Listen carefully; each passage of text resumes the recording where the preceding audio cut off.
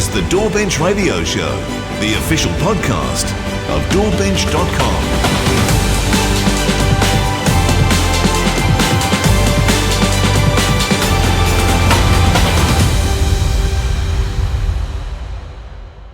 Welcome to the DAWBench Radio Show. I am your host, Vin Curigliano of AAVIM Technology in Melbourne, Australia.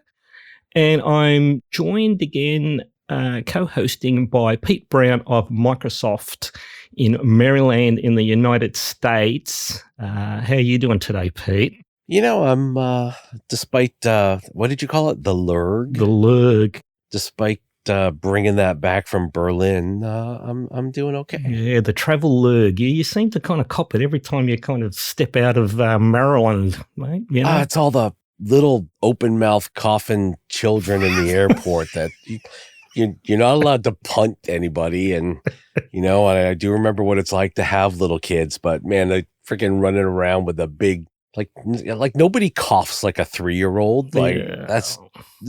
So yeah, I brought some of that back with me. You got to do that, your favorite video clip from that movie. The movie here was called Flying High, but I think in America it was called Airport. You know, when the pilot's walking through the airport and everyone's trying to sell him something, and he's Airplane. That's the one. Airplane. He's like freaking just tackling the people, throwing them over his shoulder. That's the one. Yeah, hilarious. Now, last but not least, we also have Chris Mann of Link Audio, also in Melbourne, Australia. How are you doing today, Chris? I'm doing very well, thanks, Vin. Yeah, awesome, considering the time of the morning. And let's see if we get any birds or anything happening over at your end, mate. It's always pretty chirpy here in the foot of the mountains. It's always very chirpy, yeah. Now, listen, we've got a bit to get through, and welcome back, gents. I wasn't really expecting this to be, man, it's been about 11 months, believe it or not, since the last one. I don't know where that went. I know, it's like we're Eurovision or something like that. We do it once a year. Yeah, stop it. We're already getting the Eurovision bloody ads all over the TV. I'm going to have to go into hiding for that one. Now, before we go on, the last TechBytes, there was an introduction of the rant alarm. Now, I'm just going to check with Chris just to see whether he has his rant alarm ready. Oh, it's ready, yes. Go. Let me hear it. There you go. Right, so I'm going to try my best to... I'm going to try my best not to shit my pants when he presses that button because it scares the hell out of me every time. Well, I'm gonna do my best to stay away from the rants today. Now, like I said, we've got to wish you luck. Yeah, I think we're going to hear that buzzer. At least 3 or 4 times. We'll see. Now, okay, let's make a start. Now, I think the best thing. I just want to kind of check in on. I know, even though I've been in contact with you guys over the last year or so quite regularly, I just wanted to check in on what you guys had been up to. I'm going to start with Pete because Pete's been kind of traveling to some of the trade shows. Now, I know you didn't go to NAMM this year, Chris, which sometimes you do venture to. So, Pete, can you just give us a bit of an overview of NAMM and your recent trip to Super Booth? Was there anything kind of really cool happening at either or both? Yeah. I mean, NAMM is kind of a distant memory at this point. Sorry, man. That was like 5 months ago. Yeah, so I was like, damn, I don't remember anything.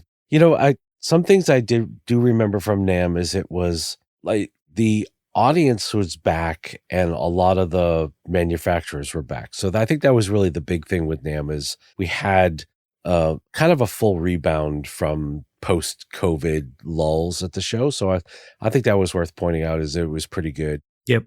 And we had the Snapdragon folks there for PCs, and they were doing a bunch of cool demonstrations, had a bunch of musicians in the booth showing some cool things there. So that was a highlight for me because I helped those folks get in there and start talking to actual musicians at the show. So I thought that was super fun. Yep. Most of the rest of the stuff, like if you were looking for synthesizers and that kind of technology, there wasn't a whole lot there at NAMM, but there was a ton of it at Super Booth, right? Which I was just at. So that was my first time. I had never been to Super Booth before, and it's probably been, I don't know, 15 years since I've been to Berlin. But so this was a really good trip for me. I enjoyed that a lot, despite getting the creeping crud from airport rats on the way back. Like the show itself had, try to think of a few things there that were really good. There was a ton of modular synthesizer stuff, which if you're into that at all, that's really the event to go to. But the downside of that is it was so hard to get to. And I don't know about you guys, but if I want to try out a module, it takes me more than 2 seconds. And if you've got like somebody breathing down your neck to be able to twiddle the knobs next, like that doesn't really work for me. So I tended to scan a lot of things and then look for videos from the actual press people that were there when I came back. There were a few other standout things there, though. So I did get some time with the new Moog little monosynth, which I guess is the first monosynth the first synthesizer that Moog has created fully under the new InMusic brand. So it wasn't a carryover from anything else. This was fully them. And what's that one called? The Moog Messenger. Right. Okay. Yeah. Right. And now you had the typical Moog fluff, like it was presented on a bed of grass because Moog, what the hell? Right. No cactus though. So, I mean, so there's a slight improvement there. But the synth itself actually was really nice. It had a metal top on it. It wasn't super heavy. The keys felt fantastic. And when I had some time playing that there, the sound was pretty amazing. So, I mean, when you package all that together and know it's going to cost about $900 US for one of those, that's a pretty good direction for Moog to go in. So I was impressed with that one all the way around. Right. Okay. The other things that I did, I finally got to play a Schmidt synthesizer. Yeah. Now that's the because we talked about it on the Axel Hartman podcast and how the design for that came about. And it never makes its way over to the US because it's a freaking canoe of a synthesizer. It is absolutely huge. Yeah. And so I tried it out and it looks impressive as hell, but I just wasn't impressed with this. Now, again, I didn't get a ton of time with it because there's somebody licking the back of your neck trying to like get to the synthesizer next. But in the 5 minutes I had with it, I wasn't impressed with the sounds I was hearing, which was, I don't know, right? That might have been demo floor problems as opposed to a synth problem. Yeah, you would have been expecting instant ear candy out of that monster, wouldn't you? Yeah, I mean, for something that costs as much as a car, I don't know. It's quite possible my expectations were just way too high. It's still a really beautiful synthesizer and something that I would love to have more time with, but the sound didn't grab me right away. So was it on headphones or were you on monitors? How were you listening to it? So I deliberately picked. So they had two Schmidt synthesizers there, one of which was connected to the speakers and one was headphones. I used headphones because I don't want to be broadcasting my shitty playing to the whole room full of people who actually know what they're doing. But again, it was just, I fiddled with some knobs and stuff, but I didn't have enough time to get into in depth on what the workflow was on the front of that. But it was fairly intuitive to, if you've ever played a synthesizer before, an analog synthesizer, the functions were fairly intuitive. Yeah. But anyway, so I'm hoping to go and maybe try that again next year if I can get to it. But I think I'm going to hire a bouncer to like just stand behind me. So anybody's breathing down my neck for their turn on it they can punt them out of the way so I can actually have more than a couple of seconds with it. Have 5 minutes with it. Yeah. Now the thing with Super Booth, it's kind of crept up on me as well. I mean, I've never been, unfortunately. Chris, have you been to Super Booth? It's been a long time, but no, not for a while. But you have been? Yes. Yeah. So one thing that I've actually picked up on, because I haven't really been paying overly too much attention to it, simply because it was like an alternate show to Music Messe, right? So Music Messe was this massive thing in Germany. Well, it started as a booth in Music Messe. Oh, well, there you go, right? It was called the Super Booth, and it had like a whole bunch of different manufacturers all together, and then it became its own thing. Right. So I've always thought it was just an alternate show for smaller manufacturers, mainly focusing on modular synthesis, right? So this is where the heritage of it This is my understanding. Mhm. And who was I? I was talking to someone during the week, and I asked them whether and I can't remember who it was. It's off the top of my head. And I went over to the Super Booth website and had a look who was displaying. I went, oh, hang on. This has turned has turned into this massive sprawling thing. So it's obviously after Music Messa had finished up, they needed somewhere to land, and it looks like this has become the place to go. It's like the Music Messa replacement. Am I kind of close to the mark there, or is it? Because I mean, the list of people displaying, there weren't many names missing. I couldn't spot any. Yeah. I mean, to me, it was everything that NAMM is currently missing.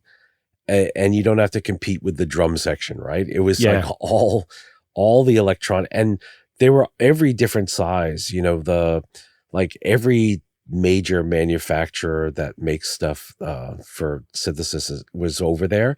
But at the same time, all the modular companies and the boutique manufacturers and stuff, if you're into electronic music, it was both a very enjoyable show with the performances and everything out on the pond, which it was nice. I had my watch yelling at me several times about the volume levels, but it was like good volume levels for somebody who's going deaf. Yep. But yeah, all the big manufacturers are there, and they all had cool stuff to show. Yeah, so that's good. So no marching bands? No, thank God, no freaking marching bands like NAMM.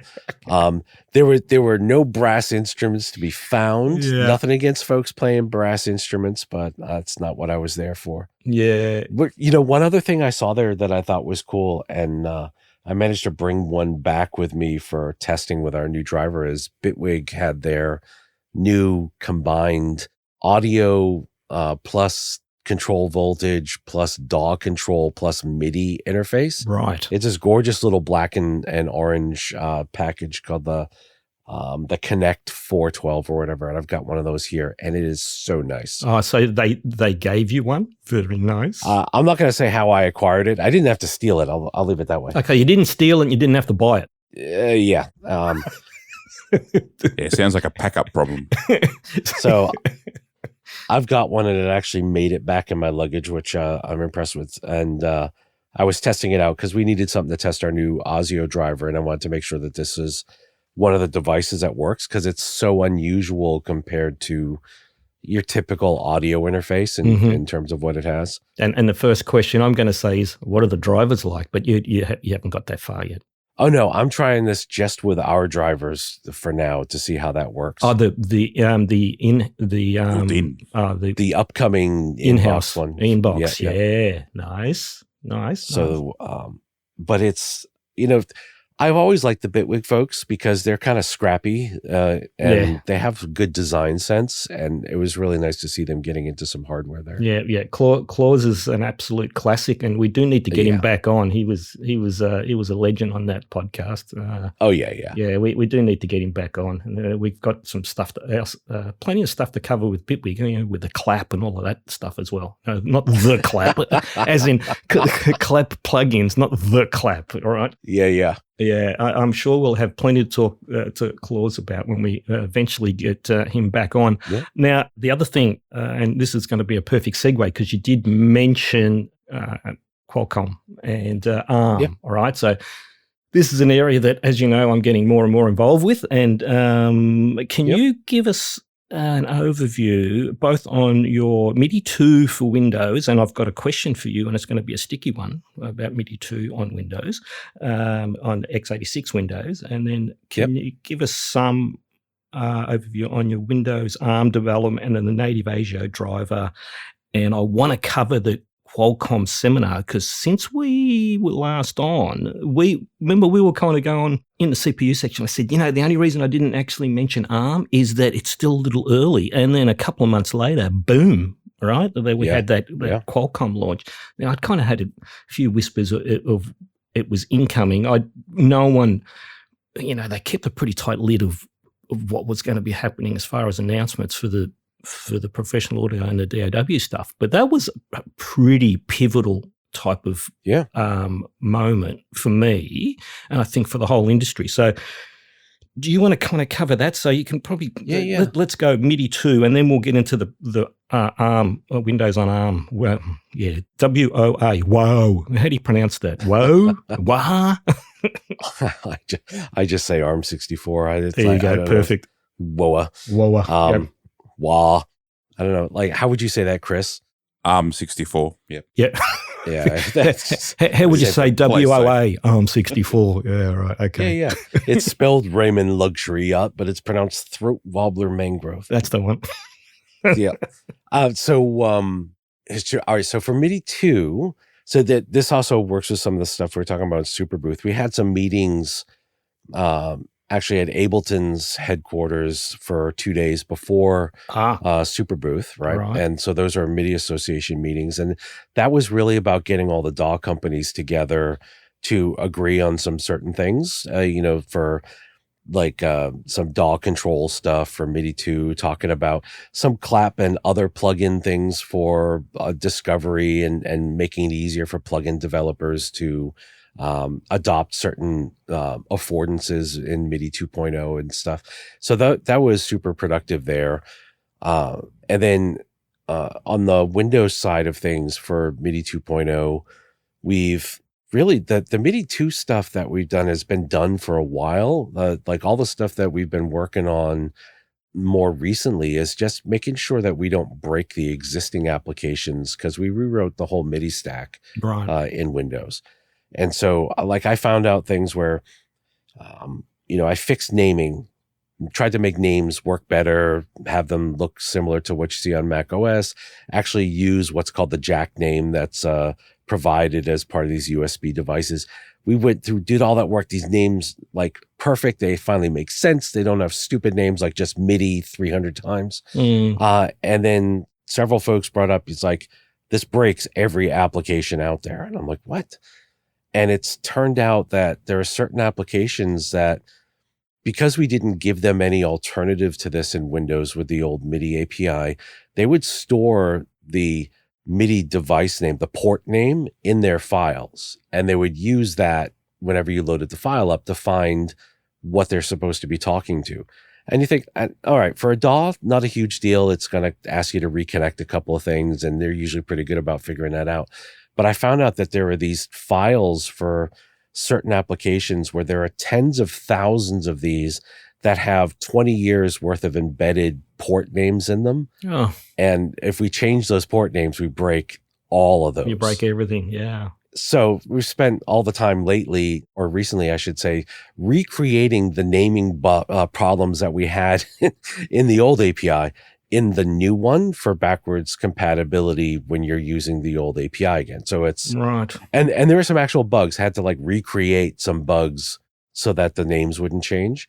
And so then ultimately what happened is, by default, the MIDI ports through the old API, which is replumbed through the new service, has names that are the same as what they used to be, right? But we offer a switch that if you're not one of the people using those files and you actually want usable modern names and stuff like that, we have a switch you can flip where you can say per device, I want to use new naming for this, or I'm just going to provide my own name and forget it. And so we try to give the kind of the best of both worlds on that. Right. So that's really what's been taking a while here at the end, is like just getting those types of issues sorted out. Yep. We've been feature complete on it for a while, and it's just really bug fixes at this point. And we're really close to getting this out there. It's just that, like, that naming one was a bit of a curveball. Yeah, and it's just it's not the plague, but anything to do with backwards compatibility is the I suppose the Achilles heel of anything to do with x86. And this is also the CPU architectures, which we could probably talk about a little bit later. Now, this is the sticky question I'm going to ask you, Pete, and I think I already know the answer, even though nothing's been made official. The initial plan was to release MIDI 2 for Windows 10. I can't see that happening, mate, with the official, not the official end, but they're closing off support and updates for Windows 10 in, when is it, October, right? So I can't see you backporting this to Windows 10, or is that still the plan? So that was the plan. That Interesting. was, And yep. people are going to think this was a loaded question, but I had no idea this was coming. Sorry, no, 100%. This is this is one I landed on you. I didn't even put it in the run notes. No, but it's an important question, and I've been answering it a bunch lately. The original plan was to ship inbox for the latest Windows 10 and Windows 11. Right. The problem that we're running into is if I ship this to Windows 10, say like end of summer. Let's say the end of summer is the date that we ship everything out for our version 1 of this. If we break MIDI in Windows 10, we have no mechanism by which we can fix that. That's right, yeah. So if we put a buggy MIDI implementation over there, like we've broken Windows 10 for everybody forever. Right. And that's just, we can't do that, right? Because there's just no avenue for us to be able to service that. And it's not even like a business thing. It's like in October, all the pipelines and all the mechanisms that we have for shipping bits to update Windows 10, they just shut down. Right? There's just nothing we can do about that. Right. So have been looking into, is there a way for people who are insisting on staying on Windows 10 for them to use the bits that we have on GitHub that we make available as like developer previews? How far can they get using that type of approach? So we're looking into that a bit more.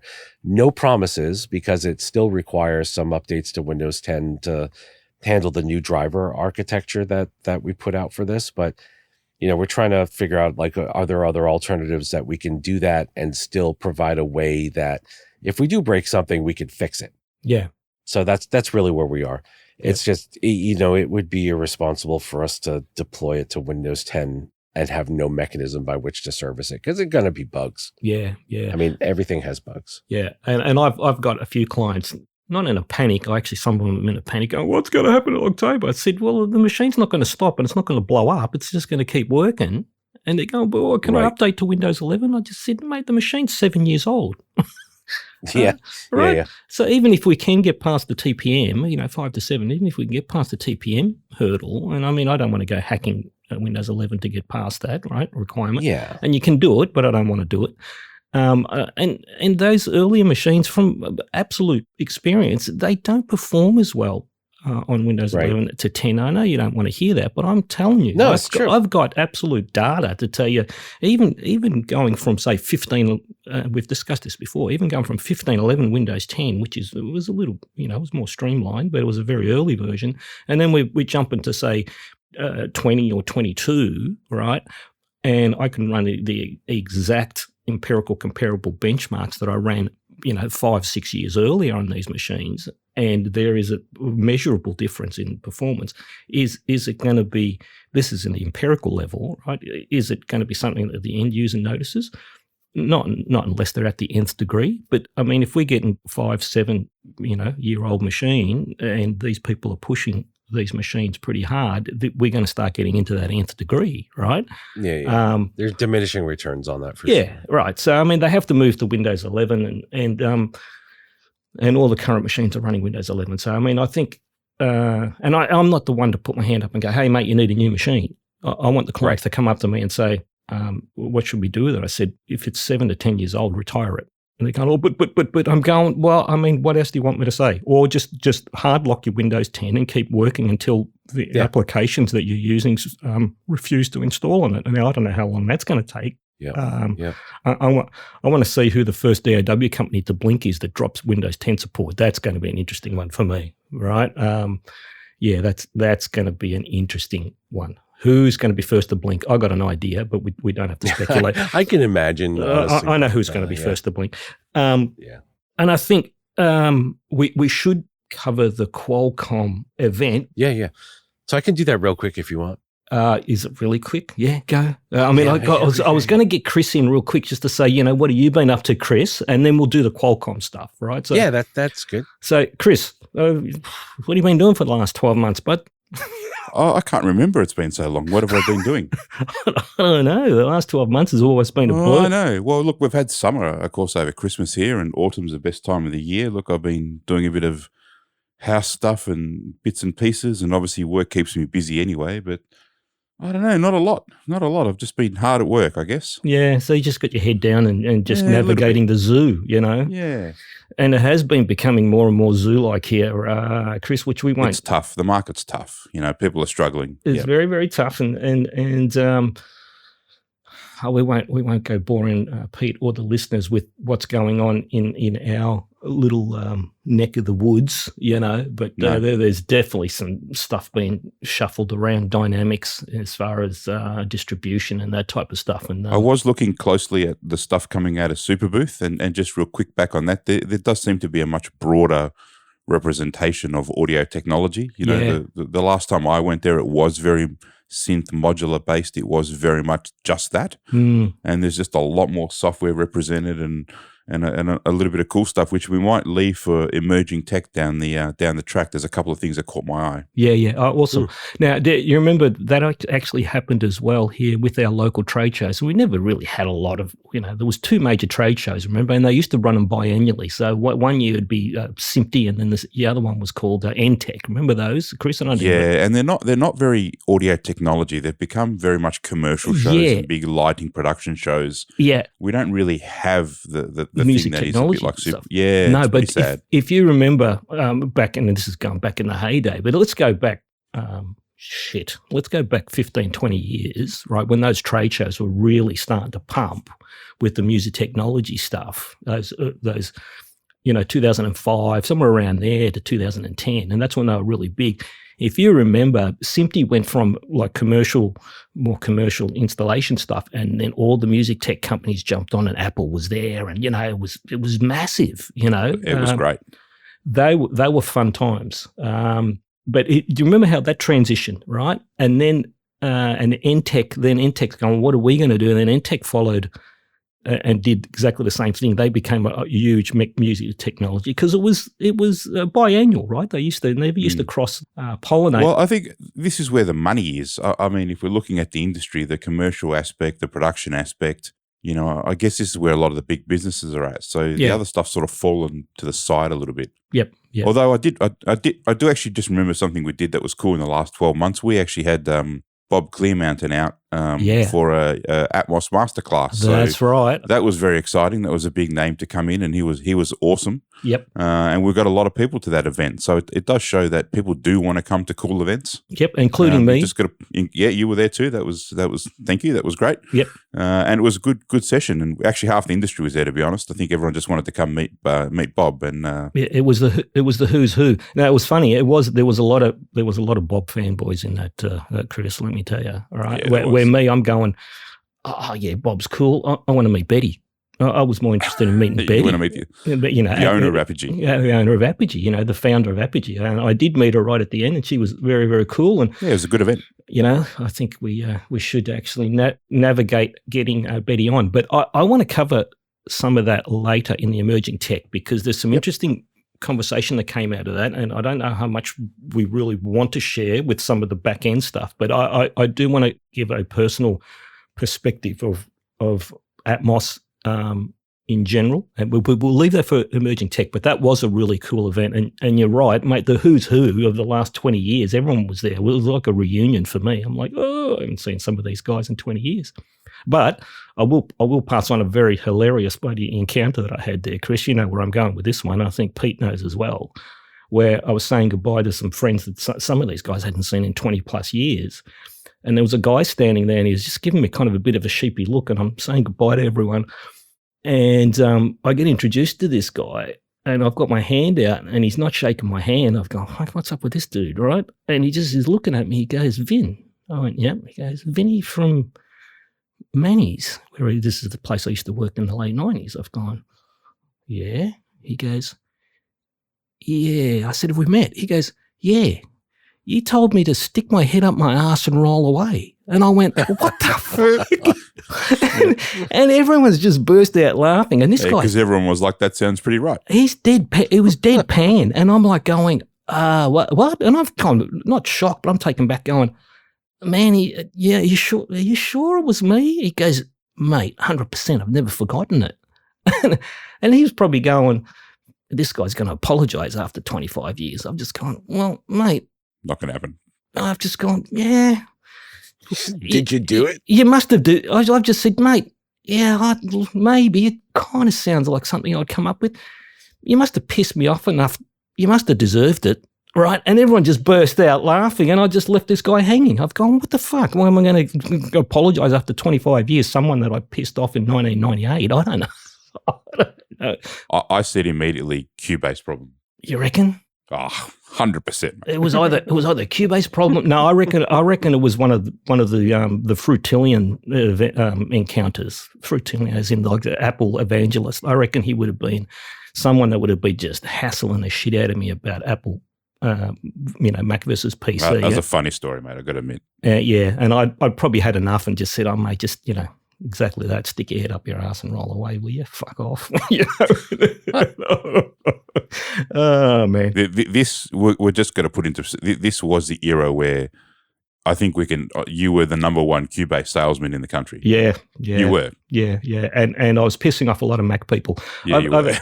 I've actually just finished writing my third Substack article, and guess what it's covering, Chris? Don't know. Exactly that era. 1995 to 2008, because I'm writing almost like a memoir about music technology, right? Good times. Cross-platform DAW performance, and I start writing. I'm going, shit, this is sounding like a memoir, and I've finished it, and I let Aaron proofread it, and he's laughing his head off. He goes, "Mate, that's just fucking gold." I said, "I don't know how many parts it's going to be, but I think I do need to cover this because I'm enjoying actually just writing it as almost like a memoir." I'm not going to go into detail of that level, but no, that'll encounter some buzzing. Yeah. But it was an era where in store there was a lot of musicians coming in. There was a lot of great chat.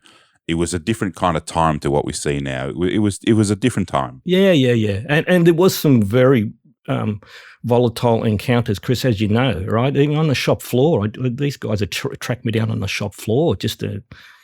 And you loved it. Oh yeah. Except for that one guy, apparently. Well, no. You enjoyed that as well? Yeah. Well, I basically told him to roll away.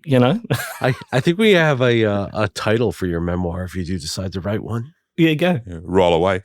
Just stick your head up your ass and roll away. Exactly.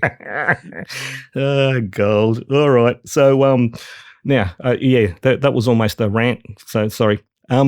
Qualcomm. This was important. Let's swing this back to Qualcomm.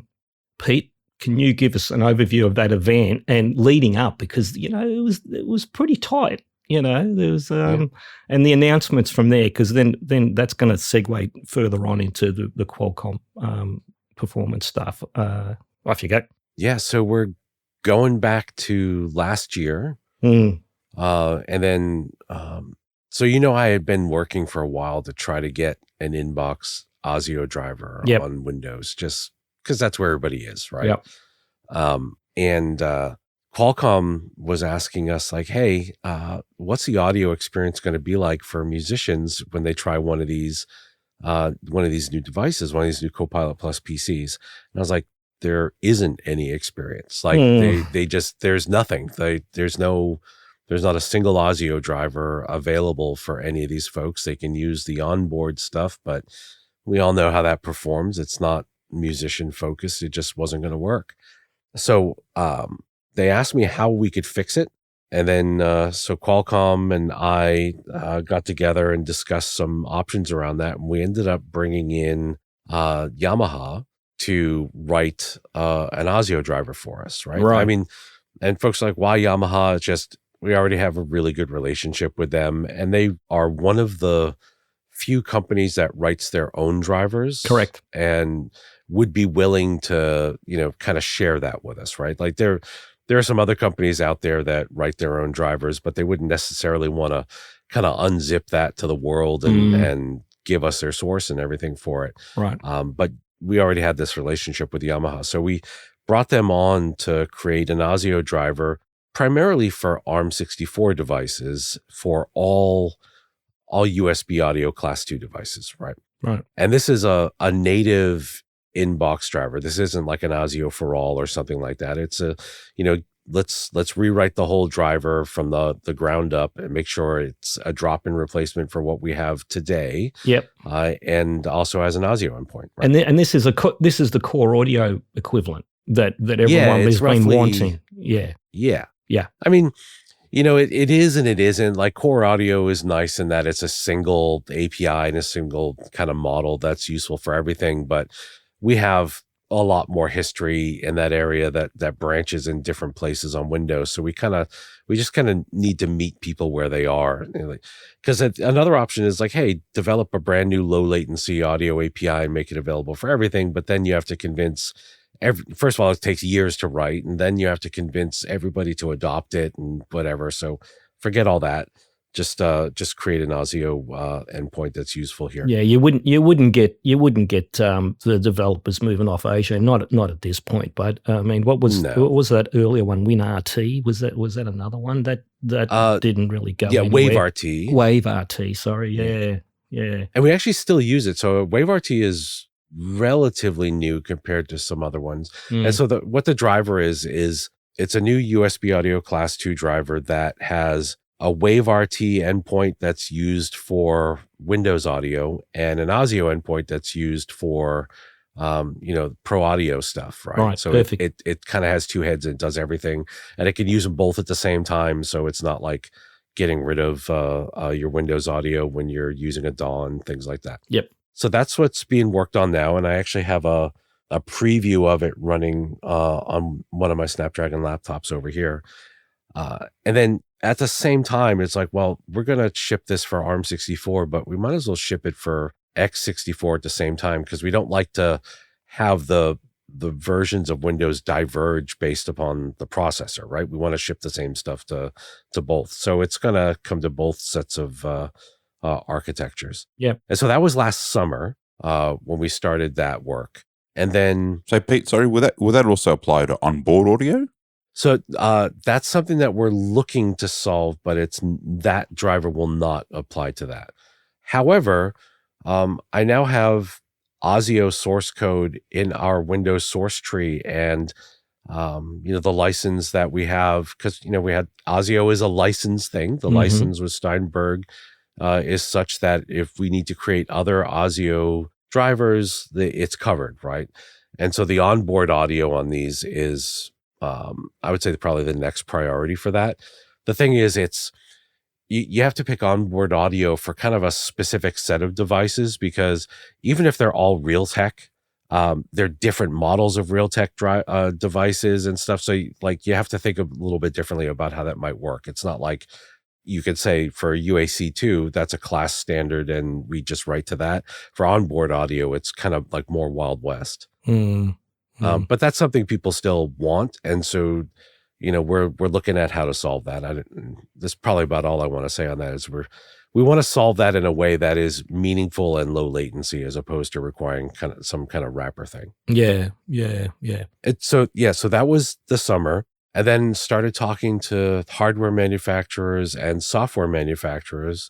So Steinberg was one of the first on board with us, and we worked with them.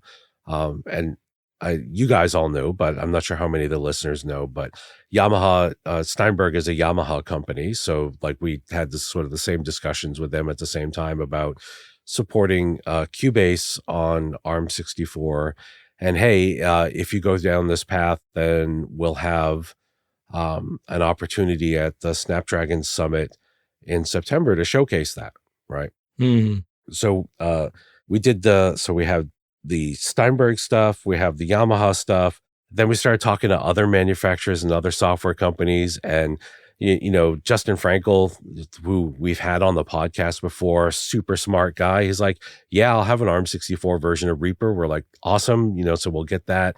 And it just kind of snowballed where we started getting more of the people on board, so that what was going to be a small announcement at Snapdragon Summit ended up being a fairly major set of announcements for all these manufacturers that are going to have ARM64 support there. Yep. And so I wrote that part of the keynote that they ended up delivering there on stage, and it talked about all the new stuff coming.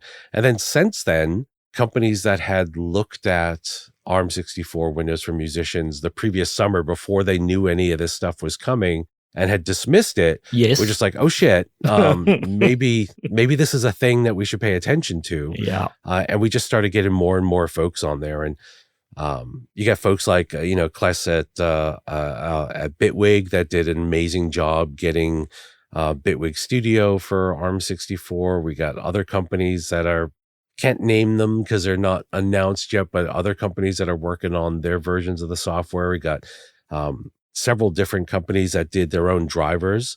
Because, if we deliver an inbox driver that works across all UAC2 devices, it's going to work really well, but it's not going to give you the lowest latency for a specific device because it's not going to be tuned to a specific device. So if a manufacturer still wants to release their own custom drivers, they can. And, our friends at RME, like, you've had lots of conversations with Marcus and folks over there. They released drivers for basically everything they've ever produced for ARM64. And then we've got Audient and a couple others that also have released their native drivers for that. So that's interesting because Audient uses Thesicon. Yeah. And, if that's what they're using, then great. They've managed a way to get that on ARM64. So, which means that if that is, unless they've written a dedicated one, but their normal x86 driver is definitely a Thesicon driver, right? So, if that's the case, that means there's going to be a flood of ARM64 drivers, because if that's something that Thesicon has signed off on, anyone that's using that Thesicon driver, again, this is nothing official. This is just me thinking out loud, right? Because I was actually wondering, I'm thinking, well, how long is it going to be before Thesicon actually offers an ARM64 solution? And as soon as you said Audient, I went, hang on, those guys are actually navigating the Thesicon driver environment. So that's an interesting one. But I would imagine it depends on, like, I don't know how Thesicon licenses the stuff, but I don't know if people have to go back to the well if they want an ARM64 version, or if it just sort of comes along. There is so much gray. I mean, I've spoken to numerous people in regards to the driver side of stuff. If I find a problem with the driver and I report it, and then sometimes the turnaround takes forever, and I'm like, what is I'm thinking, what the fuck is the problem here? Right? This is a problem that is actually I've navigated before. It's known that it can be inherent in the Thesicon driver. Just fix it. And the reason that what I've discovered, the reason that the turnaround could take longer than what I was actually expecting is that they don't actually own the IP.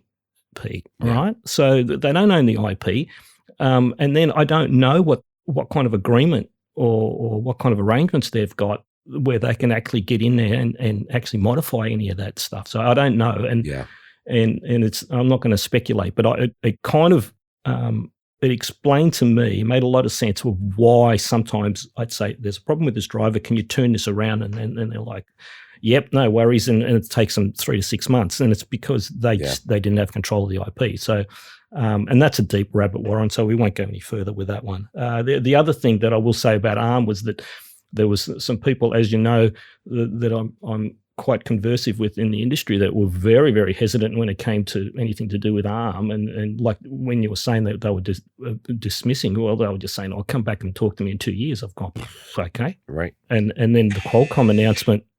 Sorry, was that a rant? Was that a rant? Was that a rant buzzer? Yep. Why? Oh, just ranting.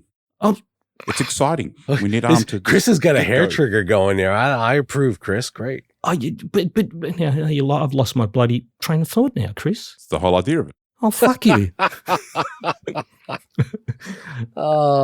Yes. So you're talking, Vin, about people who were dismissive. Didn't want to get on board quick enough. They were a little bit hesitant, and then they decided to. Okay. Now, Chris, I think it might be dangerous to actually give you control of that rant buzzer, because I think you went off half cocked there, mate. But I'll let that one slide.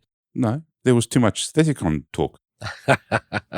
Oh, okay. All right. We'll just we'll move on then, and just I appreciate the scope creep there, Chris. I reckon he's just got the finger over the button. No, so we've got to be careful. Yeah. All right. So I was telling you about the kind of what happened since then, and the importance of ARM there. And I think a couple of things that are also important to say here real quick is we're not getting rid of x64 anytime soon. Right. That's there. I don't see any plans for us moving off that as long as Intel and AMD continue to deliver desktop processors that are super amazing. Yep. Me personally, as much as I love my Intel processor on my desktop, I will never go away from ARM on a laptop again. Well, as you know, I'm very early in my explorations of the ARM laptop, and what did I say to you during the week? I said 100%. I'd never use another x86 laptop again. These things are fucking quite amazing, actually. But we can cover that a little bit further. You said it was one of the best laptops you have ever used in terms of fit and finish. It's not one. It's not one. It is the best fit and finish laptop I have ever laid my hands on. It is absolutely amazing. And we can tell them it's actually one of the Microsoft Surface laptops. Gorgeous thing, right? But we will cover that a little bit later because, you were astonished that I managed to get the fans to kick in. Yeah, I managed to get the fans to kick in. I have never made the fans go off here, but I should have known. That's because you didn't use a hairdryer. Yeah. Trust me, I had these things screaming. And when I say screaming, they were running flat out because it was actually starting to temper the clock back, right? So I had this thing running at the absolute limit and it was going, okay, I'm going to start scaling the clock back. And the fans were flat out and they were still running at about 15 dB. I just laughed my head off. I went, x86 laptops are dead. They're dead. They're fucking dead. I don't care. I'm swearing. And yes, where's that rant butter? I'm going to rant about how dead x86 laptops are, in my opinion. All right, so let's move on before I get too far into it.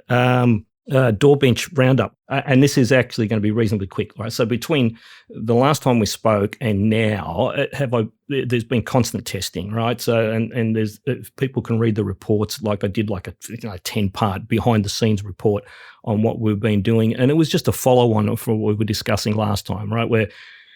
Where I had like a mix environment, and I've had a few of those, and they've been very, very valuable. So we move away from the empirical saturation stuff, which sometimes doesn't really show you exactly how the thread management with the respective doors is actually landing.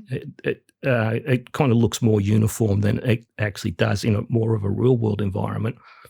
But the mix environment shows us where the bodies are buried, especially when it comes to how the DAWs are actually handling the thread management to the task scheduling of the respective operating systems, right?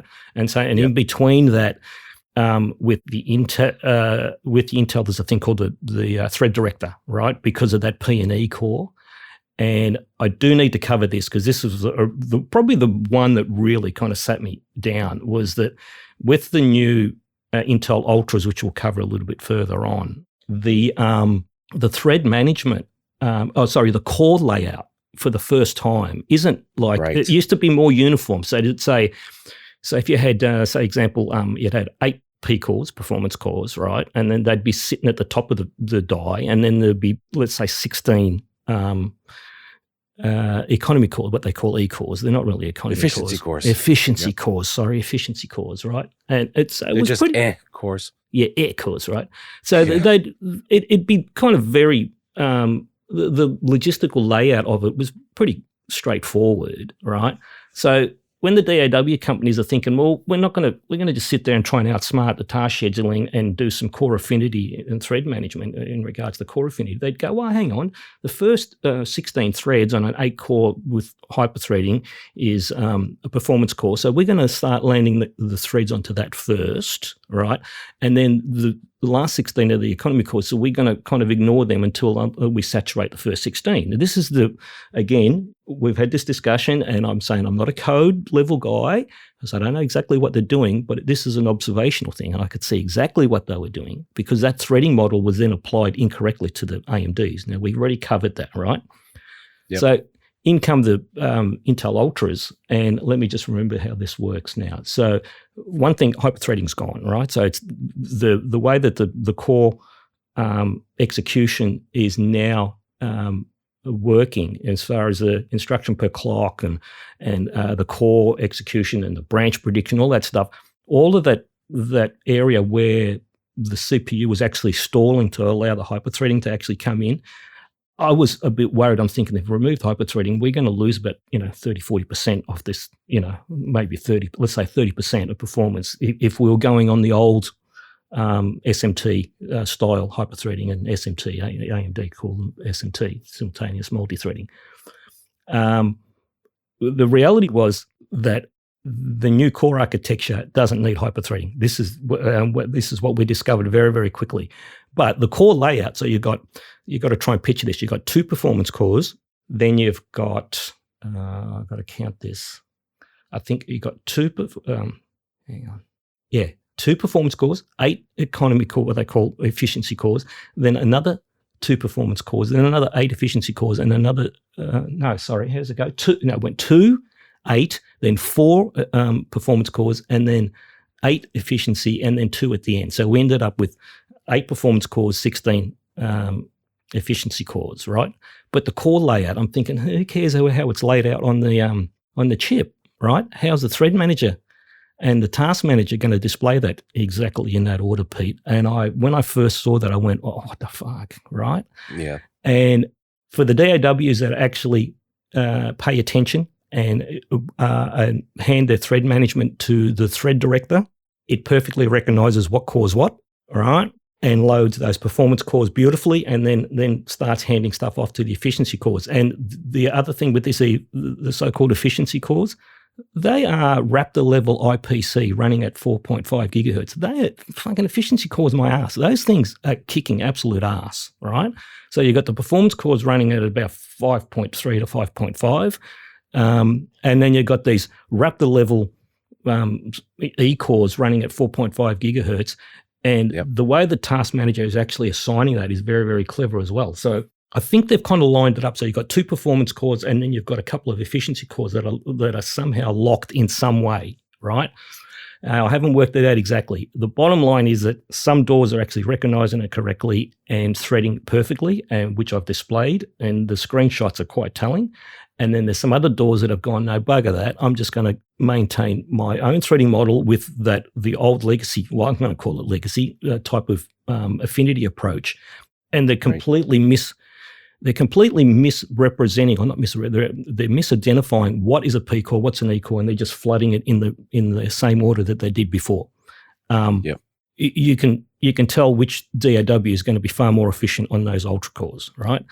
The reason that some of these DAWs, and I'm being careful that the rant button doesn't bloody take off, the reason some of these DAWs are getting away with it is that just simply the brute force of how powerful these CPUs are, right? And we'll cover how much more powerful they are a bit further on. But that was my main focus on the DAWBench stuff, is just going, I'm going to shine a light on the thread management and the mismanagement, if that's the best way to put it.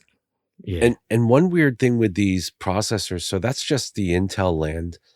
When you get into the ARM processors like Snapdragon, their efficiency cores are no different from the performance cores, except in clock speed. Is there efficiency cores on that laptop that I got? Yeah. It just says 12 core, but I had no idea. Right. There's P and E because the E, I'm using air quotes here, the E cores are the same as the P cores, but they're just normally clocked slower. So but do you know by how much? No, I don't know off the top of my head. Because actually that was a revelation to me only about 2-3 weeks back, where there you go. I thought it was like the Intel one, where there's a different instruction set on the E cores. No, these ones, they're all the same ARM level. They're just some that are normally running a little bit slower. But in the end, you basically just have the 12 cores that you can just put stuff on, and you wouldn't know that some are a little slower than others. No. And even in my early explorations in these saturation tests, there was some pretty telling stuff that you and I both discovered. Well, I discovered, I passed on to you, and then you helped me resolve, because the thread management stuff was like, what's it doing here? And I'll actually just give a little bit of insight. I'll do full reports on this stuff. But my first foray into the Windows on ARM, and I loaded Reaper up, and I have my RME driver, and I've got my saturation test with my DAWBench DSP INT, which stands for internal. So it's running the internal RXC. Everything's 100% native, right? This is what I'm using to also test the Apple ARM stuff, M4, and the x86. So there's a whole stack of stuff that Pete from Scandy's helped me with as well. So there's going to be a lot of cross-platform stuff coming over the next 6 months. And so I've got the task manager up, and I'm watching it as I'm loading. And with the power, and again, this is another discussion, with the power modes, there's only balanced and a few little tweaks on balance that I've gone, okay, how's this going to work? And what I saw, it was really, really interesting, Pete. One, the clock speed wasn't waking up as soon as I fired up the DAW and started deploying. And I thought, oh, hang on, how do we wake these? Because it was still sitting at 700 megahertz. I've got, what's going on here? It's supposed to be sitting at 3.4 gigahertz. And as I started loading, the incremental load, the first thing it did is it filled up the first 4 cores. So the first row, so there's three rows of 4 for 12 cores, and it filled up the first 4 core, and it saturated to about 80%. And then all of a sudden the clock speed sprung up. I went, thank fuck for that. And then it started filling. It started filling the second row of 4, and then it filled the second row of 4, and then it filled the third row of 4. And I've got the progressives. Did I have the progressive screenshots? I'm pretty sure I have. And I thought, and I'm messaging going, well, what the hell is it doing here, Pete? This is bizarre, right? Unless this is the way it actually loads the 4 cores, right? And then loads the next 4, and then loads the next 4. Something about heat dissipation. I don't know. Or task scheduling type of algorithms in the background. Yeah. But I wasn't happy about the clock not popping up. And then you said to me, hey, listen, in the new Windows 11 power management menu, I've gone, nah, never been there. Right. Right. I've gone, there's another Windows 11 power management menu. He goes, you said, yeah, and there's a setting there for performance. I don't know exactly what that does. I went, well, okay. Flip that over. Guess what? That's the performance power bloody setting, Pete, because all of a sudden the clock speed went ping, up it went. I went, phew. And then when I ran exactly the same empirical test, it load balanced across all 12, right? Mm-hmm. And I've gone, okay, there we go. So there was 2 things. One, that power management setting, right, altered the task scheduling and woke the clock up when it should have. So now, at that point, I went, now it's starting to feel like a DAW solution, where the first time I've gone, this is kind of a bit, we're going to be arm wrestling odd power management stuff. That was great. I haven't got the comparative numbers now, but I know the RME driver was performing reasonably well. I needed to go up 1 buffer setting more than the lower than I usually did, but that was on the previous power setting. So I'm going to go back. So the RME driver is working really, really well. Reaper's working well.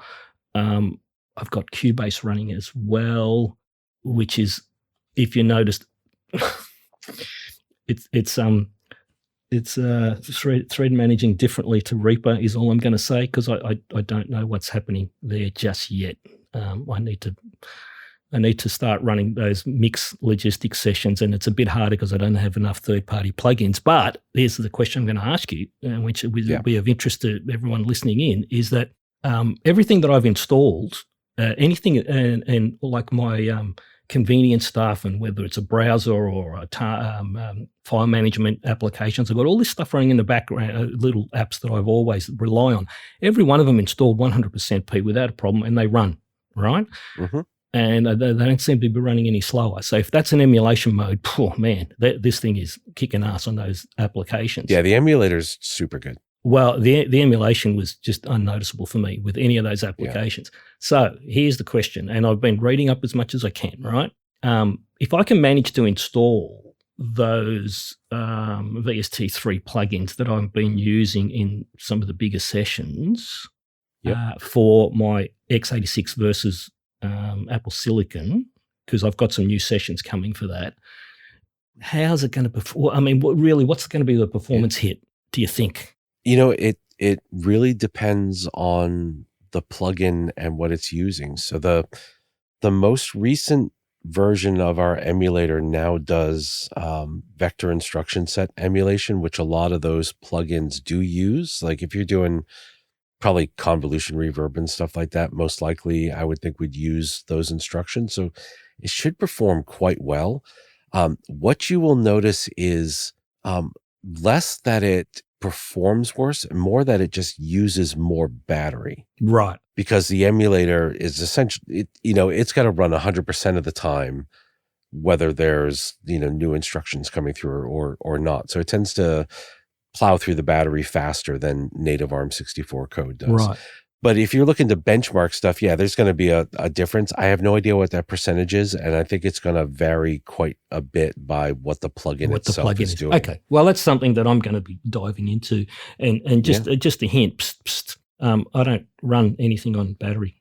Yeah, I know. I don't run DAWs on batteries, yeah. But for the people who are sitting in Starbucks or something, that might be or on a plane wanting to write their next Doof Epic. Yeah, of course. Yeah, perfect. And that says it's when I say it plows through the battery, we're still not talking x86 laptop like the time, it's still a hell of a lot more efficient than, the fat gaming laptop is ever.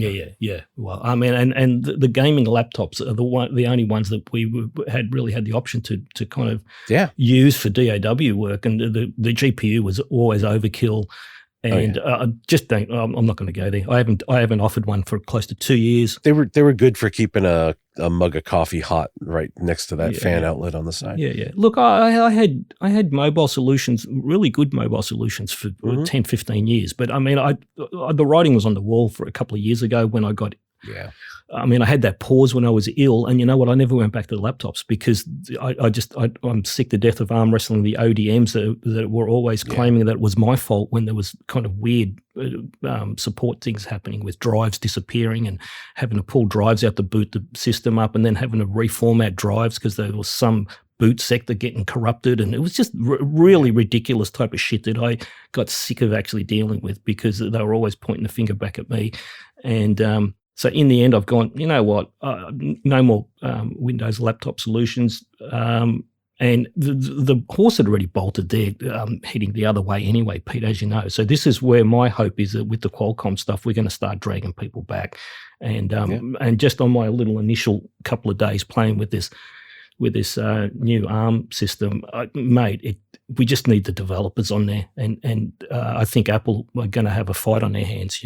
Let me tell you, Intel and AMD have definitely got a fight in their hands on that laptop space because like I said, I won't be going back to an x86 laptop. Now, just real quick, so with the with DAWBench 2025, I don't know whether that's actually going to happen.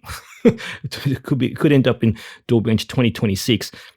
We've got a new VI session. I had to move off the Contact 6, which was getting a little old and a bit in the tooth, but we had to move off Contact 6 to Contact 8 because we discovered that Contact 6 was falling on its ass in Apple Silicon on the M4s.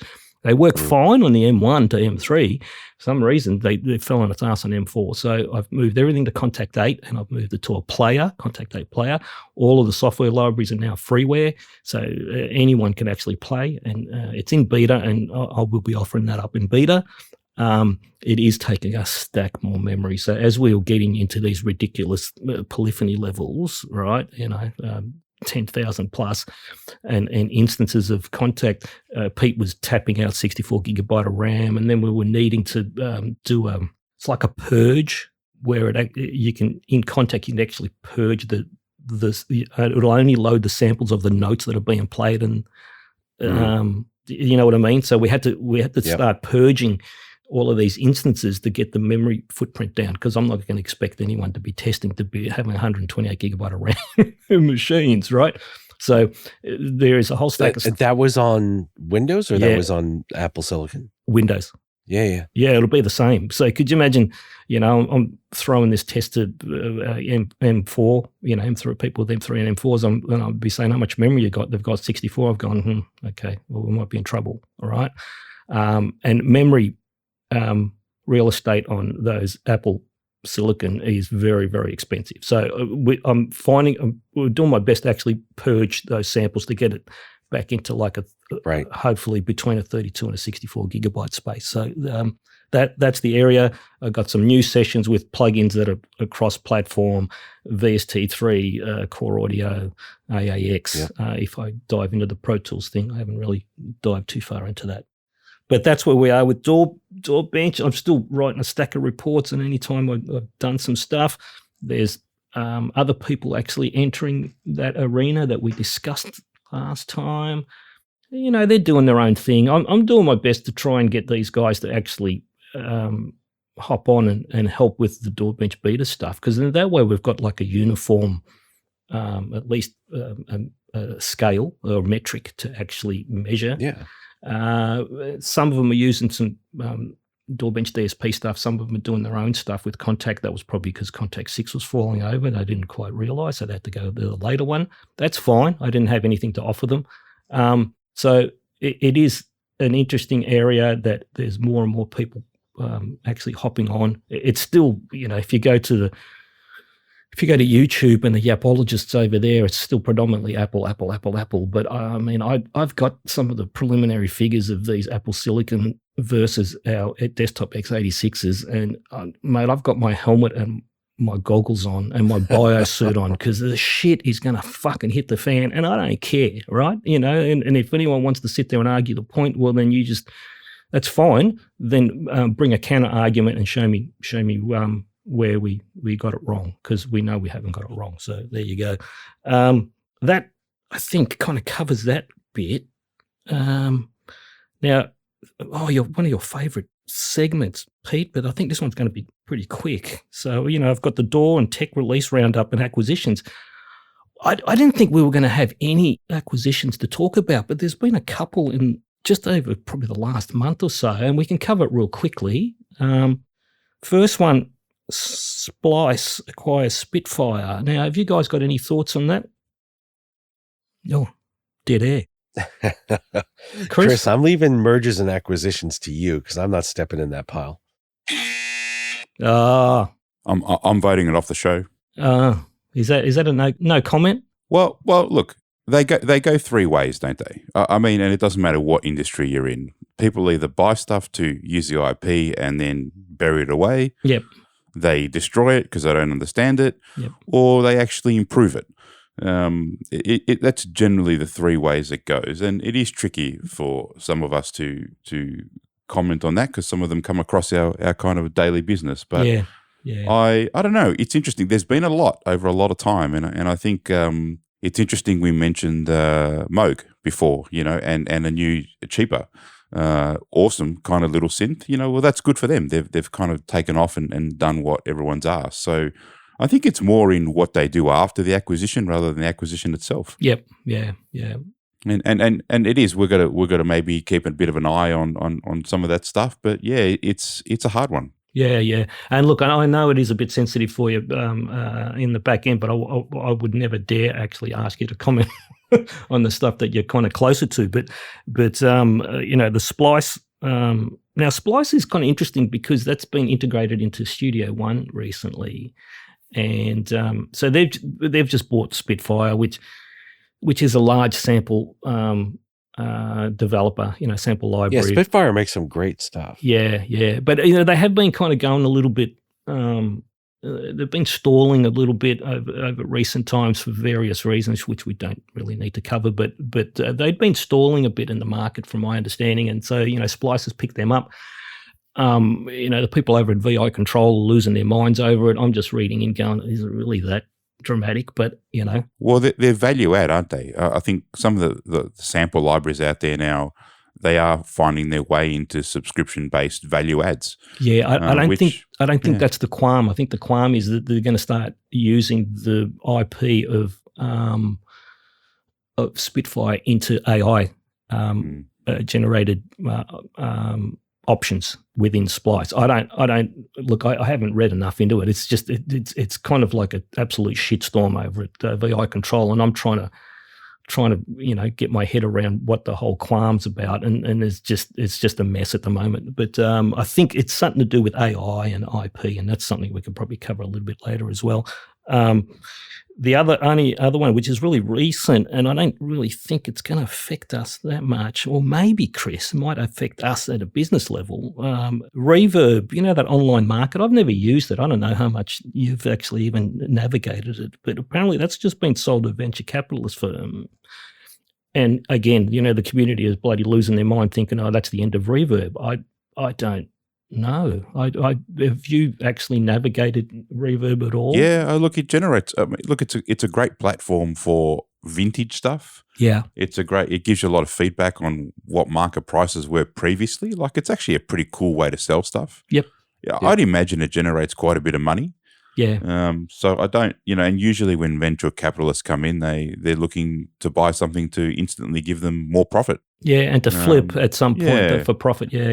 Of course. But you look at how expensive eBay's become with fees. You look at how much more stuff's on Marketplace. So I guess some of these online platforms to sell stuff need a bit of a maybe they need a bit of a rethink. Yeah. Well, like at eBay, I mean, that's just ridiculous. It's 10% plus whatever your PayPal fees are, and all of a sudden you're losing 14, 15%. It's just, you're kind of going, what? I know a lot of the pawnbroker kind of stores that deal in secondhand goods often look to Reverb for pricing and pricing over time. Okay. Yeah. Right. So look, hopefully it doesn't kind of disappear. It would be one to watch. No, it'd be a shame if it did. Yeah, it'll be one to watch, I suppose. And like those secondhand dealers that you're talking about. Do you know what their spiff is? Not the spiff. What are they? The consignment fee is? It's huge. 20%. Yeah. I was speaking to Erin about it during the week. I've gone, what the fuck, 20%? So I've been trying to sell some stuff on Marketplace as well, and man, there's so much secondhand stuff in the market right now since COVID, and it's very hard to sell stuff. Yes, which I've discovered, and the absolute low ballers is like, oh, fuck off, right? So, you've got a $3,500. It's Trading Post 101. It's they've come out. It's all the old Trading Post people. Yeah, $3,500 interface that's barely had 20 hours of use, and I've got it sitting at about $1,200, and they're going, would you take $800? I'm like, can you fuck off? Well, I don't say fuck off. I just don't answer it. Okay, so see, that was a quick one, guys. New releases. Yeah, Cubase is rolling on, or they do a once a year thing now. It looks like they've got a Canvas about once a year. So Cubase 14, the Windows 14. The only thing that I'm probably going to really mention there, look, they're introducing some nice new features to it. I'm not going to go into a Steinberg rant because I know Chris is hovering over the button right as we speak. Got my hand on it right now. Yeah, thanks, mate.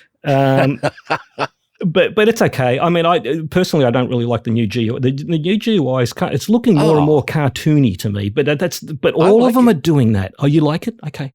I haven't upgraded my version of Cubase in forever. Because I was trying out some other DAWs for a while. Yeah. I finally went and bought Cubase 14 a few months back. Yeah, no, look, it's nice, man. I mean, what do you think I'm recording in at the moment? So like I said, I've got a love-hate thing with the Steinberg, but I won't use anything else. I've got everything, but I won't use anything else for my production and recording. So Cubase 14's got some nice new stuff. And the Windows 14. Now, the interesting thing is that we're recording this about the middle of May, so I'm not sure when it's going to get. We're going to actually hit the airs, but the middle of May, at the end of this month, this is huge, right? E-licenser servers are being shut down, Chris. Now that is fucking huge news because you were very heavily involved with Steinberg back in the early days. Could you imagine ever that the day that the e-licenser server was going to be shut down? No. No, there you go.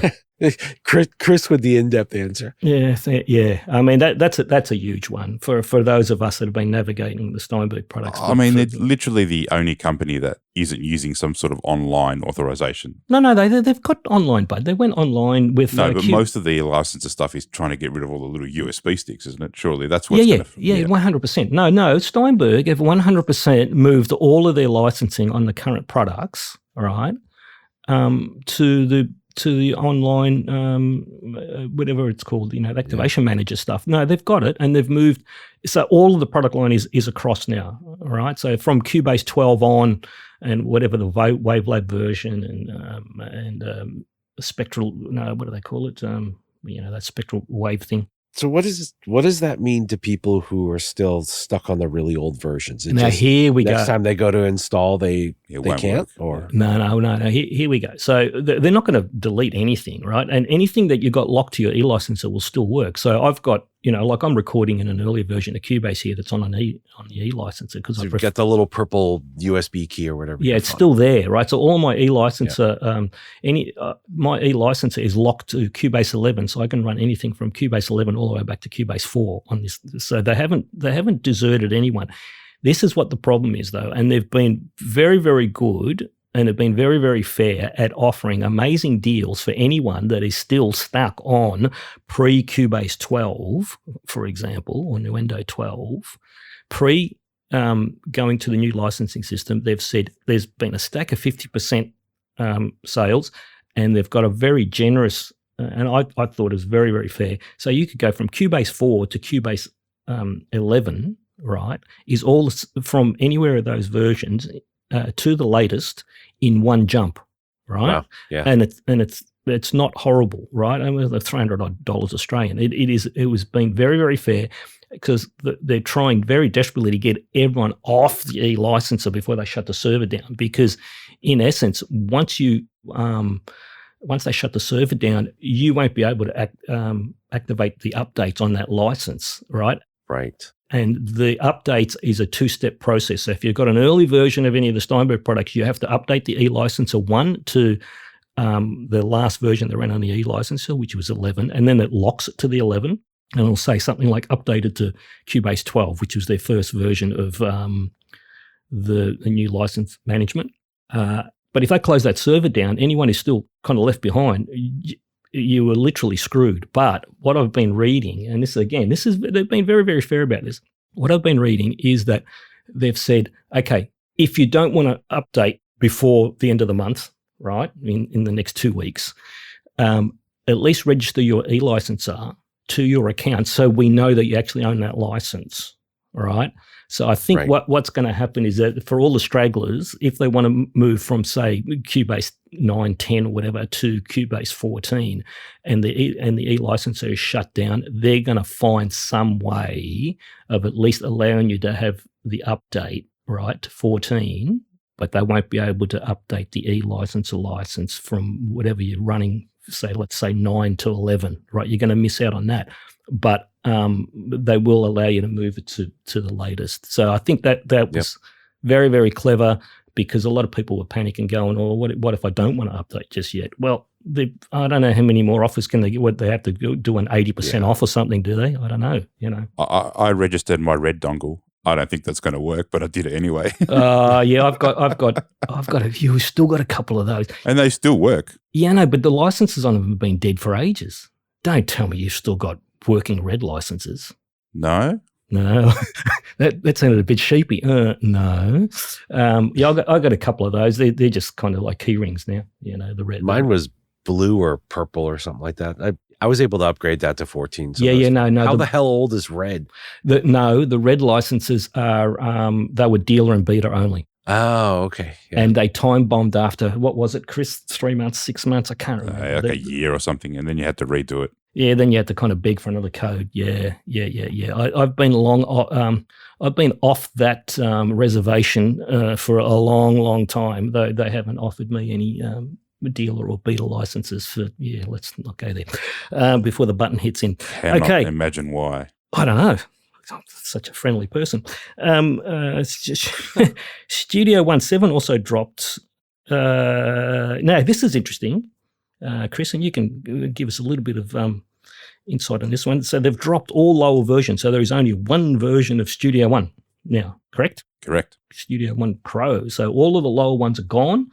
Have you got anything that you want to kind of just chip in there about that whole move? Artist came with all hardware. So in any audio interface hardware you bought, doesn't matter how expensive or how cheap, came with Artist. And honestly, part of the problem with that was Artist was probably too nice and too big an offering. It was a full working version of a very capable DAW.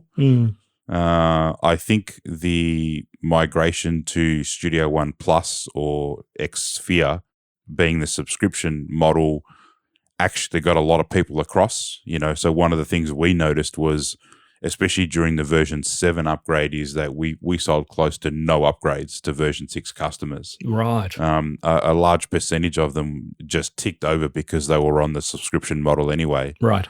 So from that point of view, I think it makes a lot of sense that there's only one version that they're developing.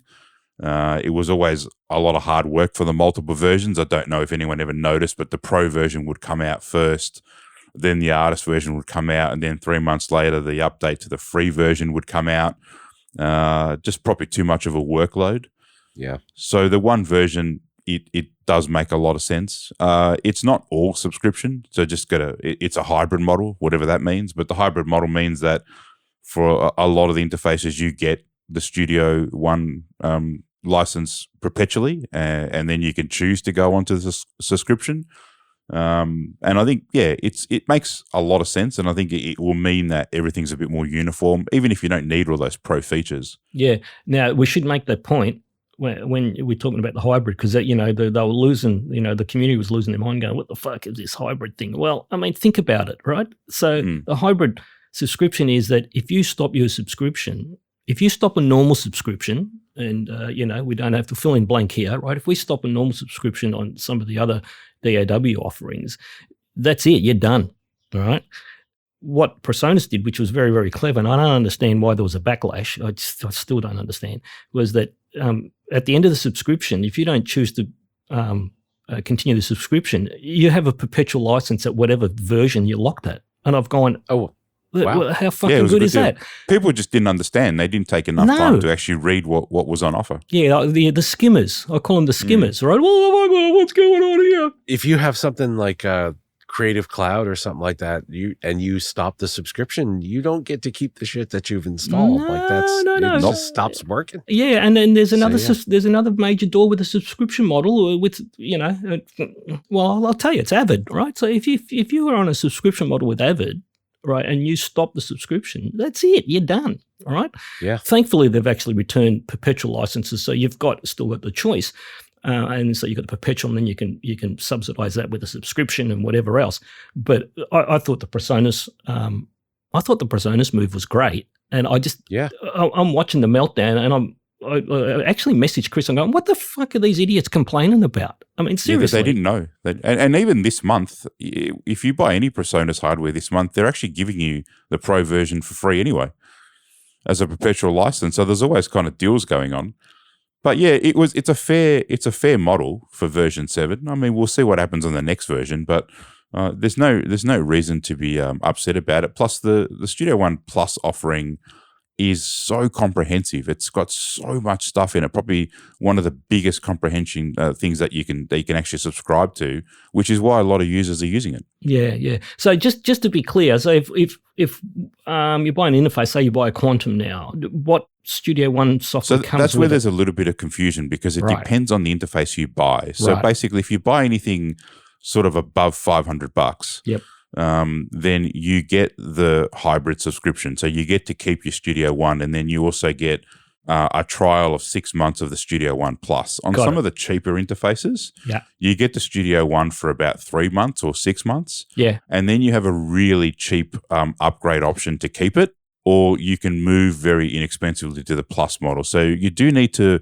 look at it interface by interface, because there are different available options, and that's the same for the digital mixers as well. Wow. So that's the one part where, it's a little bit, you've just got to understand which interface you're buying. But they do make it pretty clear when you're looking at the actual sales pitch. But that's the part I'm not such a big fan of. I think it needs to be kind of the same for everything. It used to be across the board, yeah. Well, but I also understand the problem is we're selling everything from a $99 interface to thousands of dollars. So there's obviously a little bit of a difference there as well. But yeah. There's no point giving you a $500 piece of software. Actually, no, the software, that's the other thing they did is they dropped the retail. Yeah. So what's the, I can't remember what the retail, they halved it, didn't they? For the software? Yeah. Yeah. So if you're already in the subscription model and you expire, you're literally paying half the cost of what you would if you were just buying it outright. So but even the deals perpetual, are fair and square. Yeah, but even the perpetual halved. And I think from memory now, that was some of the angst, because people were trying to update from, say, version 6 to 7. It was costing them more to update from 6 to 7 than buying the thing outright. Correct. I think. That right. Now I remember. Right. Can you imagine the variations? I'm on 3, I'm on 4, I'm on 5, I'm on whatever. Just pay the $150, but yeah. So that's I just needed some clarification on the audio interface stuff. So that's good. So Studio One, I've been doing some testing with it. I haven't moved the VI stuff across because, again, I'm not going to go back to that. But the VI stuff, to port that to Cubase and Studio One, have their own challenges. Well, I hate that fucking word, but they've got their own challenges. And Studio One's even more challenging because I've got 900 plus virtual instrument tracks, right? And the mixer and the inspector panel are not 100% in sync with mutes. Do you understand what I'm saying there, Chris? It is just a really strange little quirk, and it just throws my whole template out. And I won't discuss that now in detail, but I will probably have a chat to you a little bit later why the VI version of Studio One is probably never going to eventuate because it's just too difficult to navigate, All right. So I reckon we move to emerging tech, guys, because this is, one area that is, I suppose the most discussion about is the A words. AI, guys, I've got a couple of comments to make, but have you guys got any thoughts on where we're heading with that at the moment? Lots of different directions. Yeah, I know. But do you have any kind of specific observations? There is... I mean, you can make a lot of observations about it because it's kind of Wild West at the moment. I will start, and I don't want to go down this route too much because then Chris will buzz me, and if Chris buzzes me, that's the end of the freaking world. But there's still this kind of tech bro thing where they still feel like they can use all the artist IP out there without permission, which that really bugs me because it's not even being acknowledged in a lot of places. Yeah. That's all I'll say there, but just it's disappointing. Yeah. But not surprising. Yeah. But really some of the more interesting things I've seen for AI lately are more assistive than they are generative. So, you use it all the time for audio cleanup and stuff. And to me, those things are really good. But there's also more of the things that used to be done algorithmically in plugins are starting to find their way into AI-based plugins that do it just a little bit better and do it differently for extracting different pieces of information out of the audio, for stem separation, for these are not new things, but they're being done much better now because they're getting smarter. Yeah. Getting refined. Yeah. And I'm all for that. I think that's fantastic. Yeah. And then there's some other stuff where there's more, and I could see both sides of this one. I personally find it very interesting is the vocal synthesis for creating voices and voice tracks, and where you can basically play a singer like an instrument. And those are using a lot of AI technology underneath them. And that stuff's getting really, really good. There are a couple companies out of Japan doing some amazing stuff. Yeah, there. You showed me that company where you can very loosely hum in a melody and type in some text, and then you've got a human voice singing it. And it's Chris, if you haven't, I'll actually forward you that company. It was in beta, wasn't it, or is it released now? Well, it's because they had there was their version 1, and then they released version 2, I think back in March or April. Right. And yes, if you're listening closely and you know what you're listening for, you can still tell it's generated. Yeah. But it's getting so good. Yeah. And look, and the whole thing with AI, and we've discussed this before, there's 3 sides to it to me. There's generative, creative, and ethical, right? And the generative stuff, that's a rabbit warren and a minefield, especially in the graphic area. And this is where the song creator stuff is going on, right? The creative stuff is good, which we've just been discussing with the plugins and everything else, right? The ethical side is the fly in the ointment for me, right? Because that sits in with the generative stuff, right? And these, the tech bros, as we've discussed, they don't give a fuck, right? I mean, I watched a recent interview where, and I won't name the company because I'm not going to give them any airspace, any air at all, but it's one of the big two, right? And this idiot is sitting there, and he's an idiot, and he's sitting there in this interview saying, we have no problem with, generating songs from scratch because basically musicians found that creating music is become boring. Yeah. And I'm like, did he just, what the fucking idiot? Yeah, so that just gave me the absolute insight of the ethical side of how these guys are approaching and stealing all of this content, right? Because they don't give a fuck, right? Now, the other interesting thing with what these companies are doing now, and I don't know if you follow this, Chris, is now that you can actually upload your own music, right? So you can upload stems and just like a loose idea for a song, and then into the AI generator, and then it completes the arrangement, adds extra instruments, and writes lyrics if it needs be, and completes the song for you, right?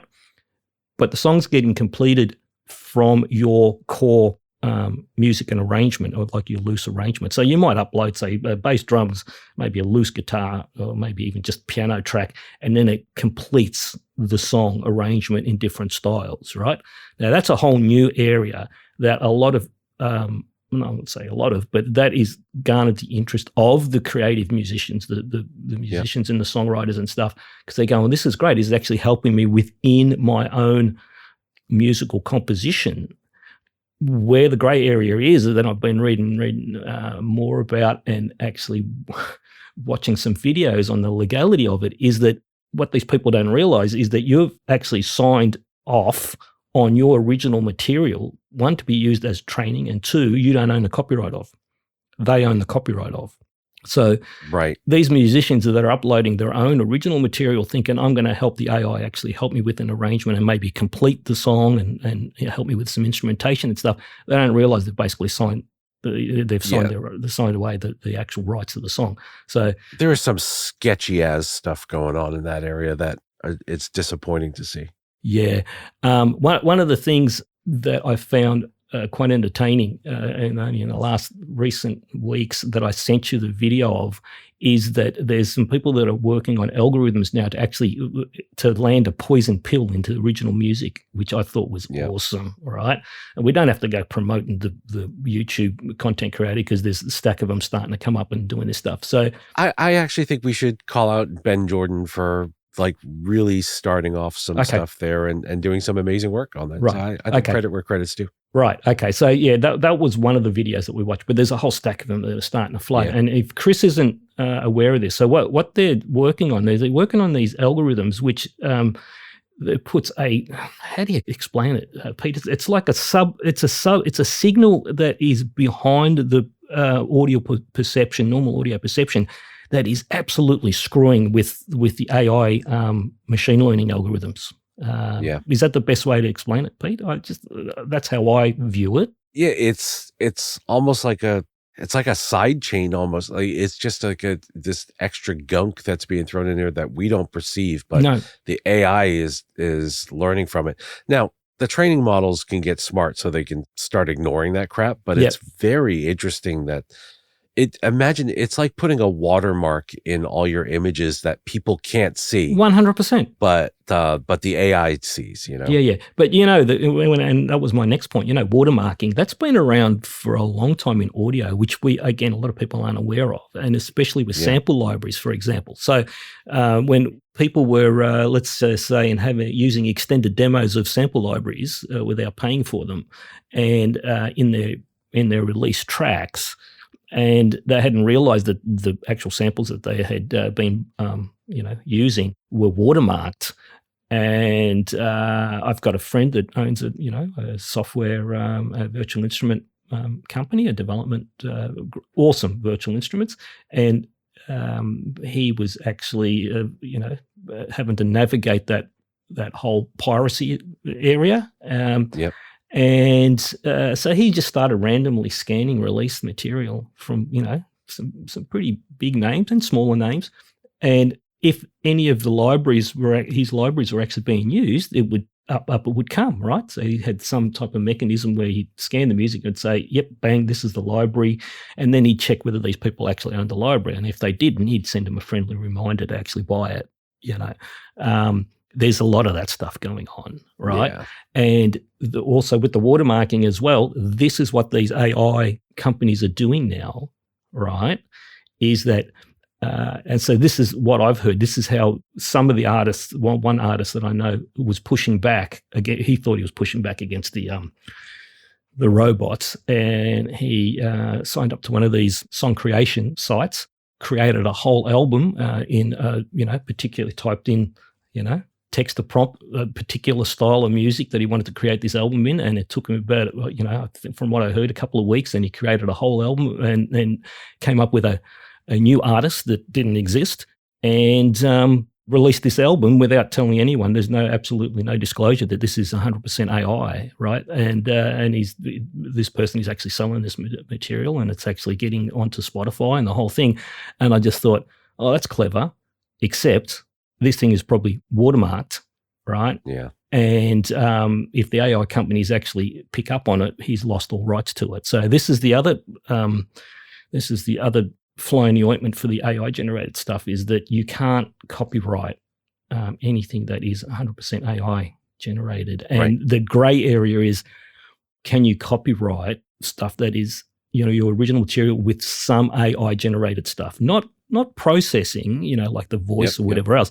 But if it's actually generated some of the arrangement, what's the gray area there? I think, sorry. But it's gotten ridiculous though, the whole like prompt to music stuff. Like, I sometimes go on YouTube to try to find a couple hours of music in a style I like, so I can have it in the background when I'm coding if there's not a particular album I want to look at. And I've seen more and more of that stuff has turned out to be undisclosed AI generated horseshit. Yeah. Where I just like, even because I'll start listening to it and I'll be like, this sounds a lot like so-and-so or whatever. And there's something wrong here. But it's irritating the shit out of me that these people do not disclose that their music that they're putting out there is AI generated. And the main way I found out is I went and I looked at one of this person's channels, and I'm like, this person's cranking out 3 hours of music like every 4 days. Yeah, right. Right? And I'm just like, fully mastered different styles and stuff like that. Like, there's no way in hell this is not AI generated. And I've even asked them, unless it's got a back catalog from hell, which I doubt, right? Yeah. Right. And I did give the benefit of the doubt of one person for a little bit there, thinking possibly that's the case, but they completely ignored the like, hey, is this AI generated, and those types of questions. So like that skeeviness around that is getting on my nerves. Like, if it's AI generated, just disclose it, and then if I happen to enjoy it, fine. But if I want to avoid AI generated stuff for one reason or another, it's like, just tell me what I'm listening to. Sorry, that's my rant. No, that's okay, Pete. And that's the rabbit warren, because Spotify are actually generating, allegedly, stacks of content, right, with all of these fake AI-generated artists and stuff that they're flooding playlists with, right? So Spotify themselves are doing it, allegedly. See, I'm using the word allegedly.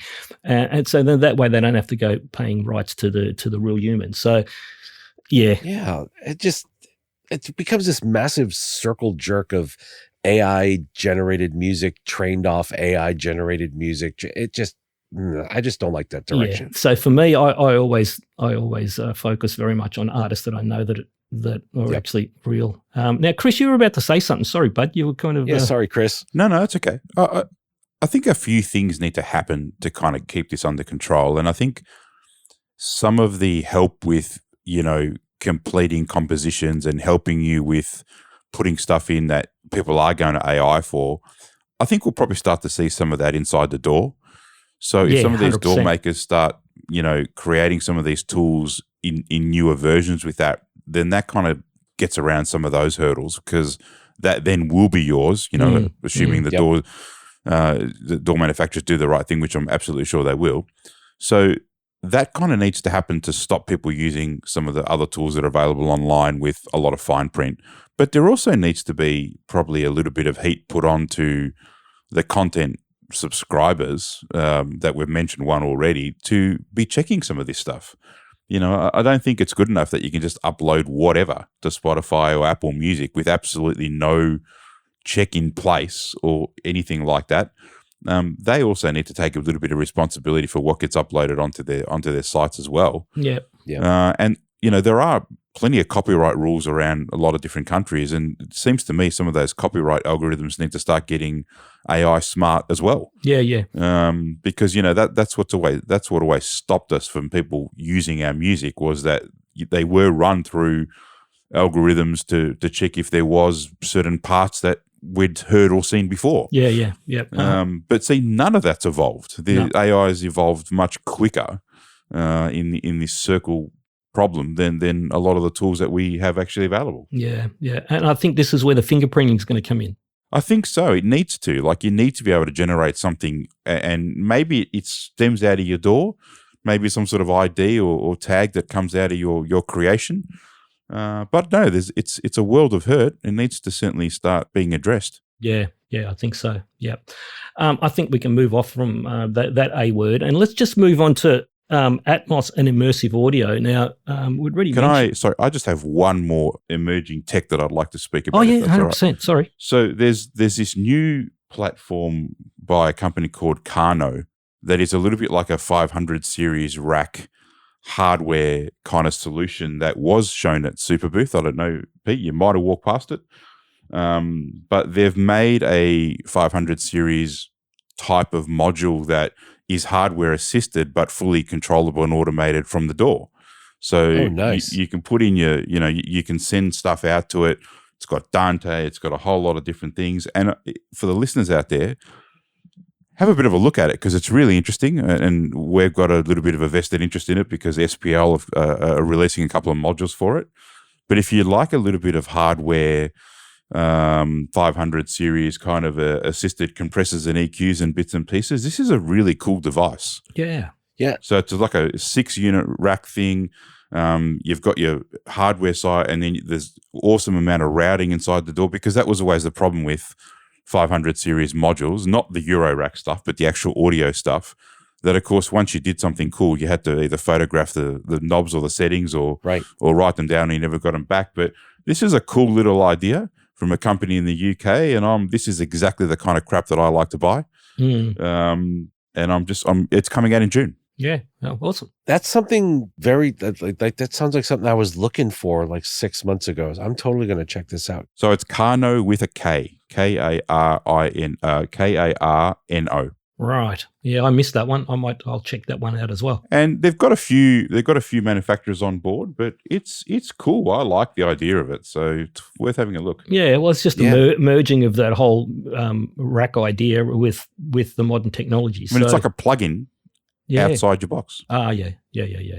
But I mean, it can work as a standalone as well, though, can't it? So absolutely, you can port it in and out of having insert effect on your digital console for live stuff as well. Yeah.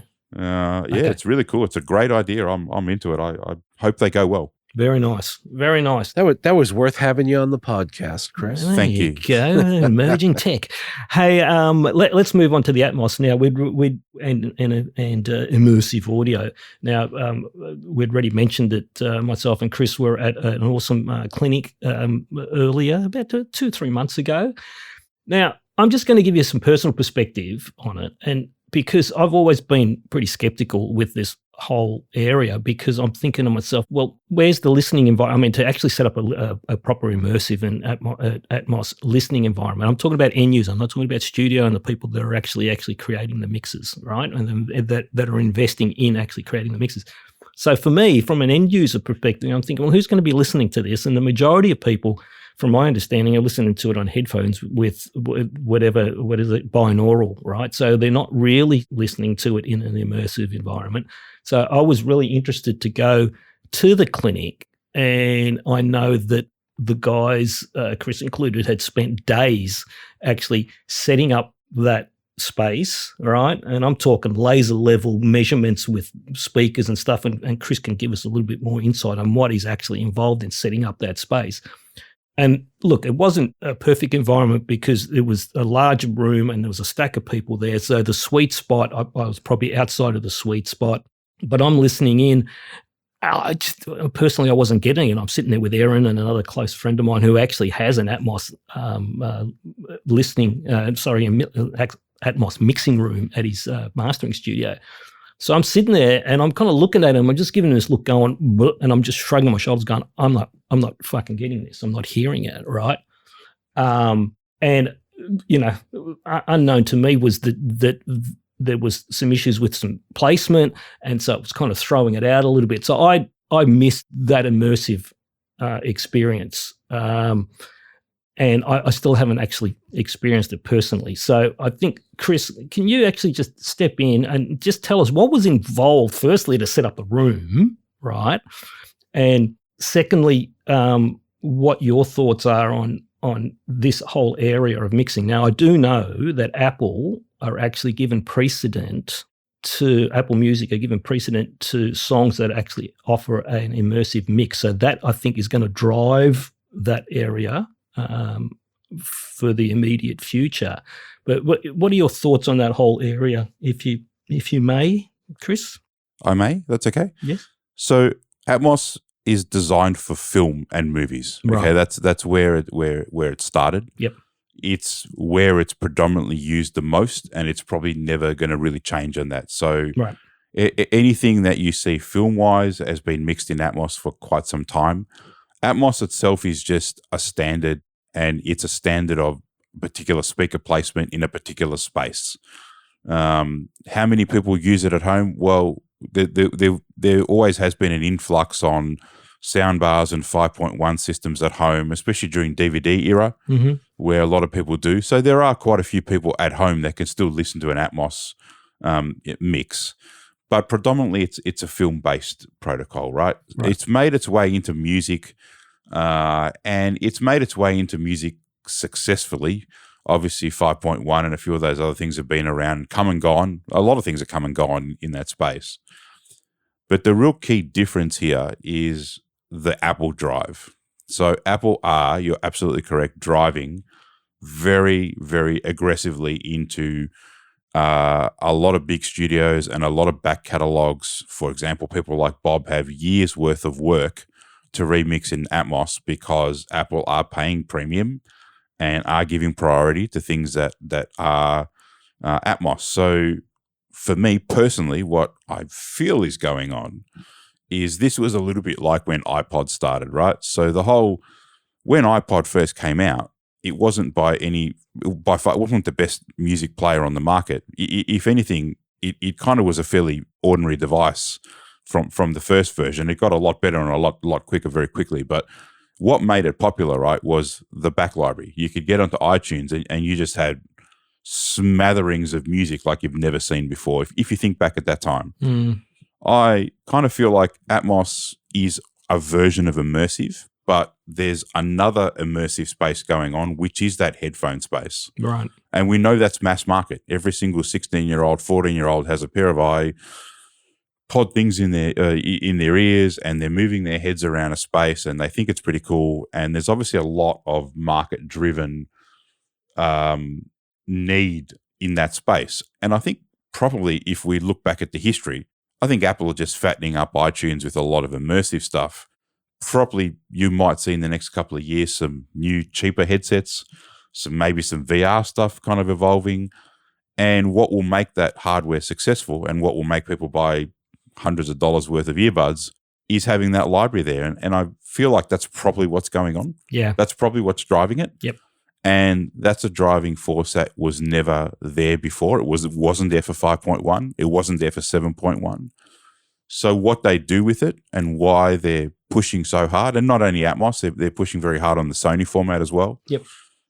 So we'll see. I think in the next couple of years, we'll probably see some end domestic kind of tech in that mass market. Let's face it, that is the biggest market. If you think of anything in the industry, young kids, earphones, wireless. I mean, it's just, you don't see anyone walking around without something in their ears. Yeah.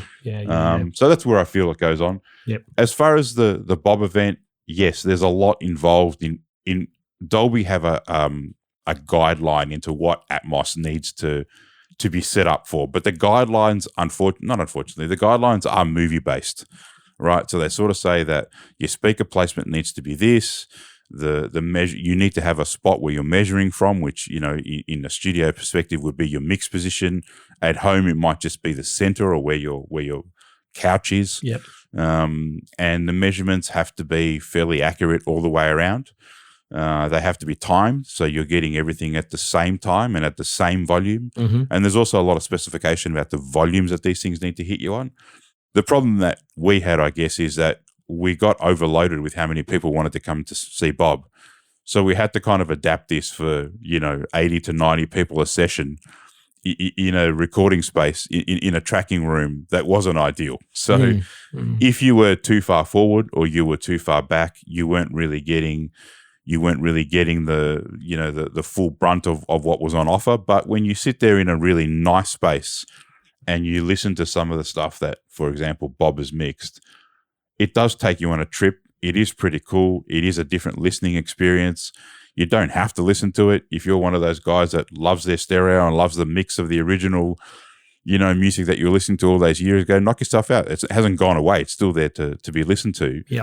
This is just different. But this also is a bit like into the AI argument, which is there is a lot of shit getting mixed that's in Atmos that is terrible because everyone is stealing stems from here or there, doing their own mix. And a really quick funny story is that we pulled up Bob and we said, look, we've listened to one of these, one of the artists that he mixes for, and I won't mention it because it really doesn't matter, but I'm like, the Atmos mix is terrible, man. What were you thinking that day?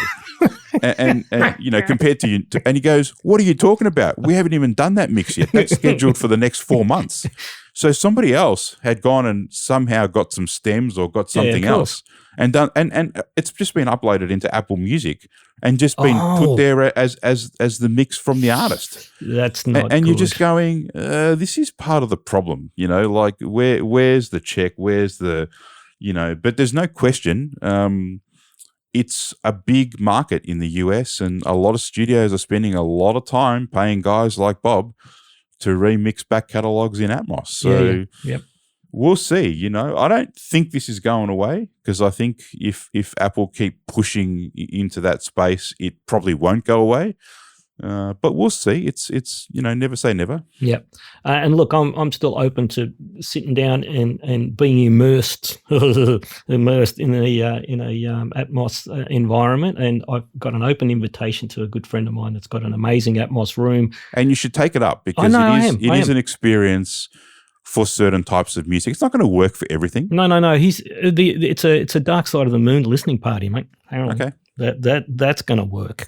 Yeah, that'll be very, very nice. I don't know who did the Dark Side of the Moon Atmos mix, but apparently he's got one and it's quite amazing. So that's one thing that I'll be doing, and going to listen to some of the original stuff that he's actually mixed in the room. So that'll be good.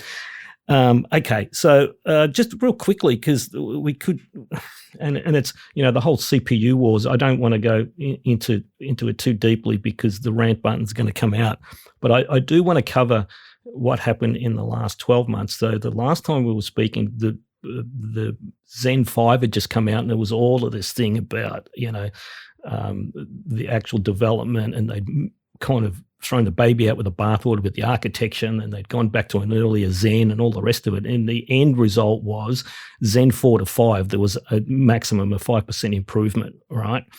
And I remember saying at the time that Intel don't really have a high bar to meet. So the Ultra come out, it's lacking hyperthreading. Everyone was going to just sit there and they're already, all of the yapologists on YouTube were already destroying it because of it wasn't delivering in gaming. And again, I don't understand enough about the gaming area. I thought the gaming area was the size of the GPU. I don't know in what area of the GPU, of gaming, that the CPU is so important, but obviously it still is. And so it didn't deliver on the gaming side. So these guys just wrote it off, right? So they just said, look, dead on arrival. I've gone fucking hold the phone here, right? And it's amazing how much damage they did to the brand by just saying this thing was dead on arrival. Now, myself and Pete from Scan, we all had development systems. And look, to say that the development cycle on it was smooth, I'd be lying. And Pete Pete Brown here also has some direct experience with the Z89, Z890 and the Ultra platform. Beautiful. But quirky, fuck yeah, right? And that's because Intel no longer are making a monolithic chip. They've actually started offshoring some of those, the chiplets. It's actually chiplets now on the die, and some of those chiplets are now TSMC. So we were having a lot of problems with memory compatibility and that type of stuff. But yeah, it was picky as about and memory. it still like is. that. It still is, Pete. I can guarantee And you. I've never run into that level of pickiness with Intel stuff in the past. Never. It doesn't feel like an Intel machine. It actually feels more like an AMD machine to me in regards to the memory pickiness, right? But just real quickly, and so we did our usual batch of DAWBench saturation stuff, and like I said, the AMD didn't set a high bar, right? On the DSP though, now remember, lack of hyperthreading, so we were missing 8 threads. So it went the top CPU went from 32 logical cores back to 24. So they're not logical; they're all cores, right? No hyperthreading, and we're thinking there's got to be a dip. Nope, 19 to 28, just under 30% improvement across the DSP benchmarks, and we just went, "What the fuck is happening there?" What's happening is that they got rid of the hyperthreading, and they actually made the architecture and the core execution smarter, so that it didn't need to take or it didn't have the opportunity where it was using that stall in the old hyperthreading SMT days, right? So one, it delivered. Now you got to remember, ARM doesn't have anything like SMT, right? So and plus, in combination with the E-cores, which I mentioned before, which are now Raptor Lake IPC, and we're talking 60, 70, in some areas, 60, 70% improvement over the previous one. In combination, that thing just delivered an amazing DSP uplift, right? 19 to close to 30% in the DAWBench benchmarks. Never before in a generational jump. Usually it's about 10 to 15% max. What was interesting, though, is with the virtual instrument stuff, because the virtual instrument test is very, very dependent on memory, bandwidth, and performance, more so than the DSP. And in that aspect, at low latency, it actually improved, right? So there was about, 8-10%, wasn't huge. But by the time we got to like the higher latencies, like the 512 at the mixing stage, it actually had a regression of about, and it wasn't huge, but it's 3 to 5%, right? But you don't never want to see a regression from the previous gen, right? So they delivered on the DSP. There's still a big question mark on why we're not getting exactly the same performances in the virtual instrument benchmark to the 13th and 14th gen. But I do need to make a note. The Intel 13th and 14th gen was already beating the AMD competition, Zen 4, Zen 5. So it's still ahead of the AMD chips, right? But you wouldn't know, because the yapologists have just basically written this thing off. They don't ever report on content creation. They just keep carrying on about this bloody gaming benchmarks, right? And so people that are outside of reading the DAWBench reports and actually getting a better angle on where the performance is landing with these chips, they just think it's dead on arrival. And the sad thing for me is that these, I call it the usual suspects on YouTube, that have an amazing amount of huge influence, right? They literally wrote off the Zen 5 release. They'll call it Zen 5%, right? Then they trashed the Ultra. They'd done a job on the 13 and 14 gen, but Intel kind of deservedly so with some of that, right? With some of the degradation stuff that I've actually had to navigate myself. But it's nowhere near as bad as what they were claiming. So they basically sunk the market, right? And it was really depressed. Going into Christmas, January, February, May, let me tell you, you could hear crickets right across the market. And then AMD released this X3D version of their Zen 5, which kills it in gaming, and all of a sudden everyone's friends again, right? What's it delivered in DAW performance? A little bit, but again, because they've split the CCDs, the two chiplets, one's got X3D, one hasn't. So then you get all this core affinity stuff, and too far to go deeply into that. But let's just say that there is not a huge advantage in DAWs for the X3Ds. So we have a landscape where these machines are, both of these platforms are incredibly powerful, absolute brute force because of the brute force computational power and the clock speed. But then in comes ARM with this Qualcomm, which I think if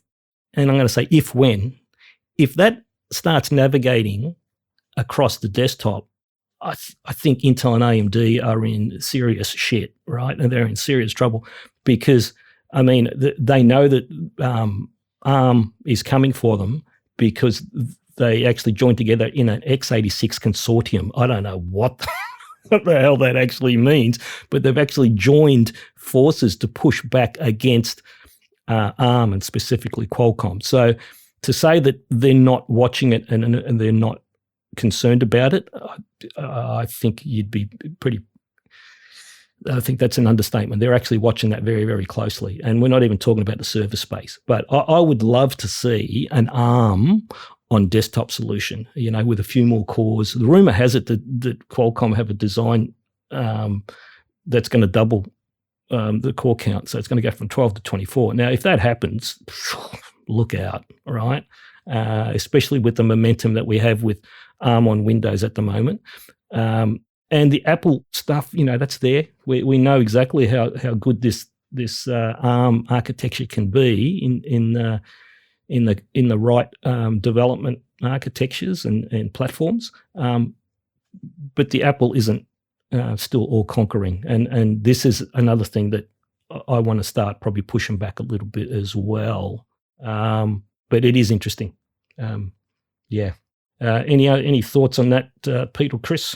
I'm really glad to see ARM come in there and offer a real alternative. So, yeah. I mean, and we're really just at the beginning of this. Yeah. So, yeah. And just so folks know, there are some desktop ARM PCs, but they're not, massive. They're not like increased in power over the laptop stuff, which is what you're asking for. Right. But they're already making inroads. Like, I think Lenovo has a small form factor ARM PC. Do they? Of course. Okay. I missed that one. Yeah. Okay. And Apple, of course, has all their Mac Minis and things along those lines as well. So. Yeah. Well, I mean, that's their design is mobile/desktop, but I think that if there is desktop dedicated ARM processors that are coming to the table, that could shake that tree very, very hard for Apple. There's some ARM designs. I can't remember the name of the company that have got big servers. The Ampere stuff. Ampere, 128 core, 3 gigahertz server monsters. Oh boy, if that's got an IPC similar to the Qualcomm, that would just be insane. Can you imagine that with 24, 32 cores? So it's coming. There are some kind of argy-bargy going on with ARM licensing and Qualcomm. I don't even know what happened there. I was kind of reading a bit about it, and then it kind of just all disappeared in the ethers. Yeah, I haven't heard anything about it. I reckon it's gone away then. They've done a little bit of a deal behind, a few handshakes behind the back, and I think that's gone away because it just disappeared, didn't it? First it was like, ARM's pulling Qualcomm's ARM license, and then we just didn't hear anything. So I think that's probably gone away. Yeah. Some lettuce has changed hands behind the back. I have, I seriously have no idea because I realized I hadn't been following up on that, and I have no inside info there, but it is interesting how it just fizzled out when it was such a big deal. That means there's been some backroom deals, guys. I think that's just allegedly. Yeah. Now, just moving on real quickly because I know Pete's on a time constraint this time. But we're at the end. In the trenches. Now, I always enjoy sharing some product support stuff. I don't have a lot, but I have got some. Chris, you've always got a few baubles to throw in there occasionally. Oh, I don't have anything good this time round. Sorry, and to be honest, I don't think we're going to beat your story about sticking something in your and rolling away. I think that's probably where we need to leave that one for today because that's an absolute perler. But I do have one just real quickly, right? And this is just in an area, and I probably could have had it in emerging tech. And this has only been a recent thing, but it's really interesting, right? And this is going to be interesting for you as well, Chris, moving forward, right? With any interfaces moving into this space, right? So Thunderbolt 4/USB 4, right? We've seen for the first time an interface that's actually Thunderbolt 4/USB 4, which I don't understand. It's either one or the other, or I don't understand it can be both. But that's from Motu. But they're marketing it as hybrid. They're so let's just go into real quickly this Thunderbolt 4 area, right? And I'll just give a personal experience with what I'm actually navigating. I haven't even actually resolved it at the moment, right? So my current systems, some of the baby systems have a USB 4, and the more top-end systems have a Thunderbolt 4 native, right? And I think the USB 4 is running on the chipset, from what I believe, and the Thunderbolt 4 is actually CPU native, right? So we got native USB 4/Thunderbolt 4, which allows anyone with a Thunderbolt 3 interface, right, to be able to have some level of backwards compatibility. And from my understanding, because USB 4 has been given the Thunderbolt 3 spec, Intel have actually opened it up, right? So there's a full Thunderbolt 3 spec in USB 4 without a dedicated controller, right? So you can plug in a Thunderbolt 3 interface in there into a USB 4 port, and it should just get picked up immediately and go, right, under Thunderbolt 3. Thunderbolt 4 is supposed to be always, and they're obviously USB 4 is backwards compatible with Thunderbolt 3, not Thunderbolt 2. All the Thunderbolt 2 interfaces are now end of life, mate, unfortunately. And all the USB protocols previous to it. So Thunderbolt 4 then it's got the wider umbrella as well. So you've got Thunderbolt 4 native, because Thunderbolt 4, USB 4, all the previous USBs plus Thunderbolt 3, right? I've just hit a wall with this, with a client with a brand new system with Thunderbolt 4. He's hooked in a Thunderbolt 3 interface, and I won't name it because I've got a feeling, I'm not sure whether it's actually interface dependent or whether it's across more. So we're doing some more testing at the moment, right? And so he plugs the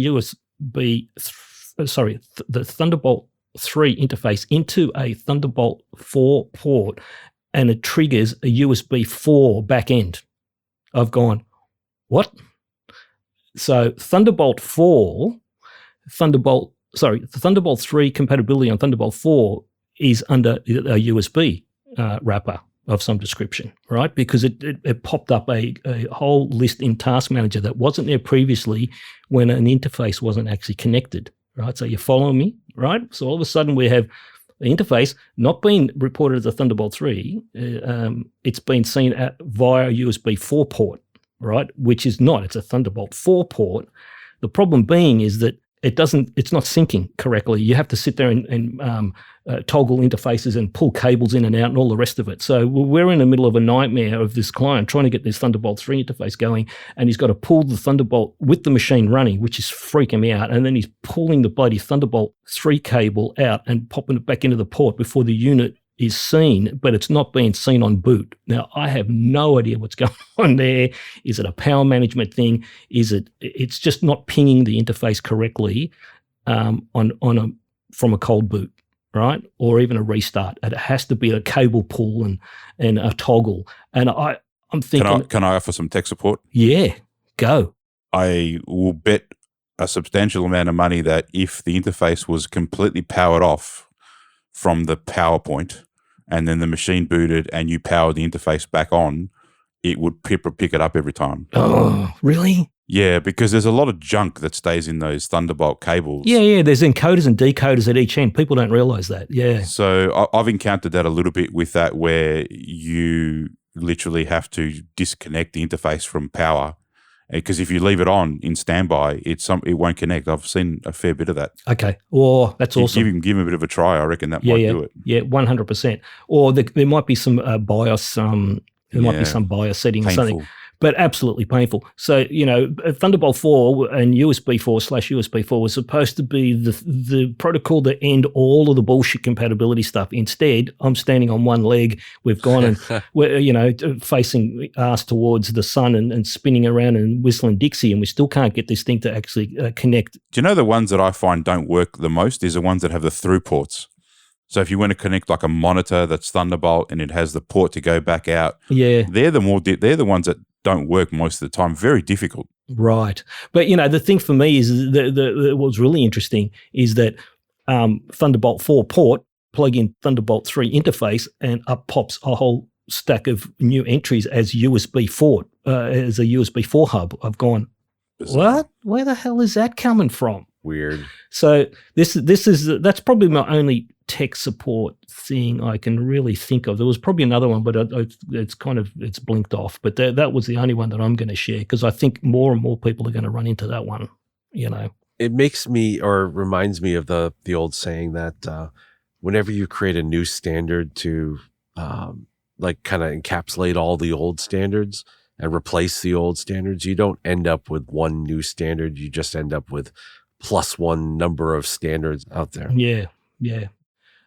Look, and apart from that, I don't really have any other crazy kind of product support thing. I do remember one more, which was kind of interesting, but Pete, you helped me through with this, is that, and I'm not going to go naming anything in a specific thing, but this is just the danger of, I had a client that actually installed, just simply installed an application, which was not a DAW application, it was actually a graphic application. And it somehow screwed what was it? Was it the runtime? Oh, the library? Visual C++ runtime. Chris, it destroyed the runtime library compatibility, where then all of the DAWs that were dependent on it were not firing up, right? And I've gone, what the fuck? And then I'm remoting in and I'm trying to remove, so we removed the application and I'm trying to reinstall the new, the fresh runtimes, and then it was throwing up all these errors because it was saying it wasn't finding the previous one, so it couldn't move forward. Remember, it was a fucking nightmare. I know, this whole thing is killing me, because the solution to it, when you told me what the solution was from the company or one of the companies out there that had a similar problem, I wanted to kill myself because the whole thing is you're supposed to distribute the runtime using our installer, so this kind of shit doesn't happen. And the other company just sort of is like, oh yeah, so now we package the right DLLs. Oh yeah, we just threw in a couple of DLLs. Like, fuck me, don't do that. That's what causes this shit to happen. Oh god. But the solution, Chris, get this, because I spent 3 days on it, right? Me and Pete spent about 3 days on it. The solution was, and Pete found a little app that someone at Microsoft had written, right, that you fire up, and it's like a really deep seek uninstaller, right? So it's a freaking enema. Oh fuck! So you kind of list all of the app, and I had to run a deep seek. It listed all of the runtime library stuff, right? I had to remove them all. Chris, had to remove them all and then reinstall the latest one and then it would fix it. Until I did that deep enema thing that Pete had found for me, there's a quote I don't ever want to hear again. Yes, sorry. I just paused then because the wife just stuck her head in going, well, you're still fucking talking. Until Peter actually showed me that new enema app, there was no fixing this, Chris. I mean, I spent 3 days on it. Right. And how is an end user going to fix that when a simple application destroys the ability to be able to even fix the runtime libraries because it was reporting that there was a corruption on the previous one, Some people write shitty installers. And sorry about your user. That was just very unfortunate. No, it's all right. We got it sorted. But it reminds me of why you are so adamant about getting your customers to not install kind of rando shit on their PCs. Yeah. Because this was an innocent application. Absolutely. But it just took a fat dump on that PC. And it had nothing to do with audio application, but it killed all of the major audio applications and the and what's it called, the what do they call it? When you're writing the music in the, what's it called? Scoring app, notation. It killed the notation and the primary DAW, absolutely murdered it. And it wasn't running the activation servers, nothing. It absolutely killed everything until we found it. But we found it, we fixed it. And that I think is probably a nice little end note. Yeah, happy days. Yeah. Now, unless you guys want to mention, have you got anything else you want to chat about? I think that we could probably close it off, guys. Anything else you guys want to pop into the space? Chris, I'm disappointed in your lack of buzzing in this episode. Well, to be fair, there wasn't a lot of ranting. No. And even to be fairer, you fucking prick, you went and bloody, you went and buzzed me unnecessarily. I wasn't it was a half a buzz. You were just, it wasn't a full one. You had like this fucking half a hard on with your finger hovering over the fucking button, going, mate, you were hopping onto Thessicon, and I had the buzzer. No, that was a premature was a premature ejaculation. I'm sorry. No, mate, no, it was fair, and Pete agrees. No, not buying that one. I don't know, Chris. I think this sounds like a rant right now. All right, there you go. Where is it? Okay, I think that's it. On that note, guys. You could actually we can close off and roll away, actually. So think. Roll into some breakfast. Yes, that's right. Roll away. Where should I put my head when I roll away? Yeah, you can put your head wherever you want and roll away. Look, again, guys, thank you very much. That was awesome fun as per usual. And I think, let's close it off and we can move on to the next.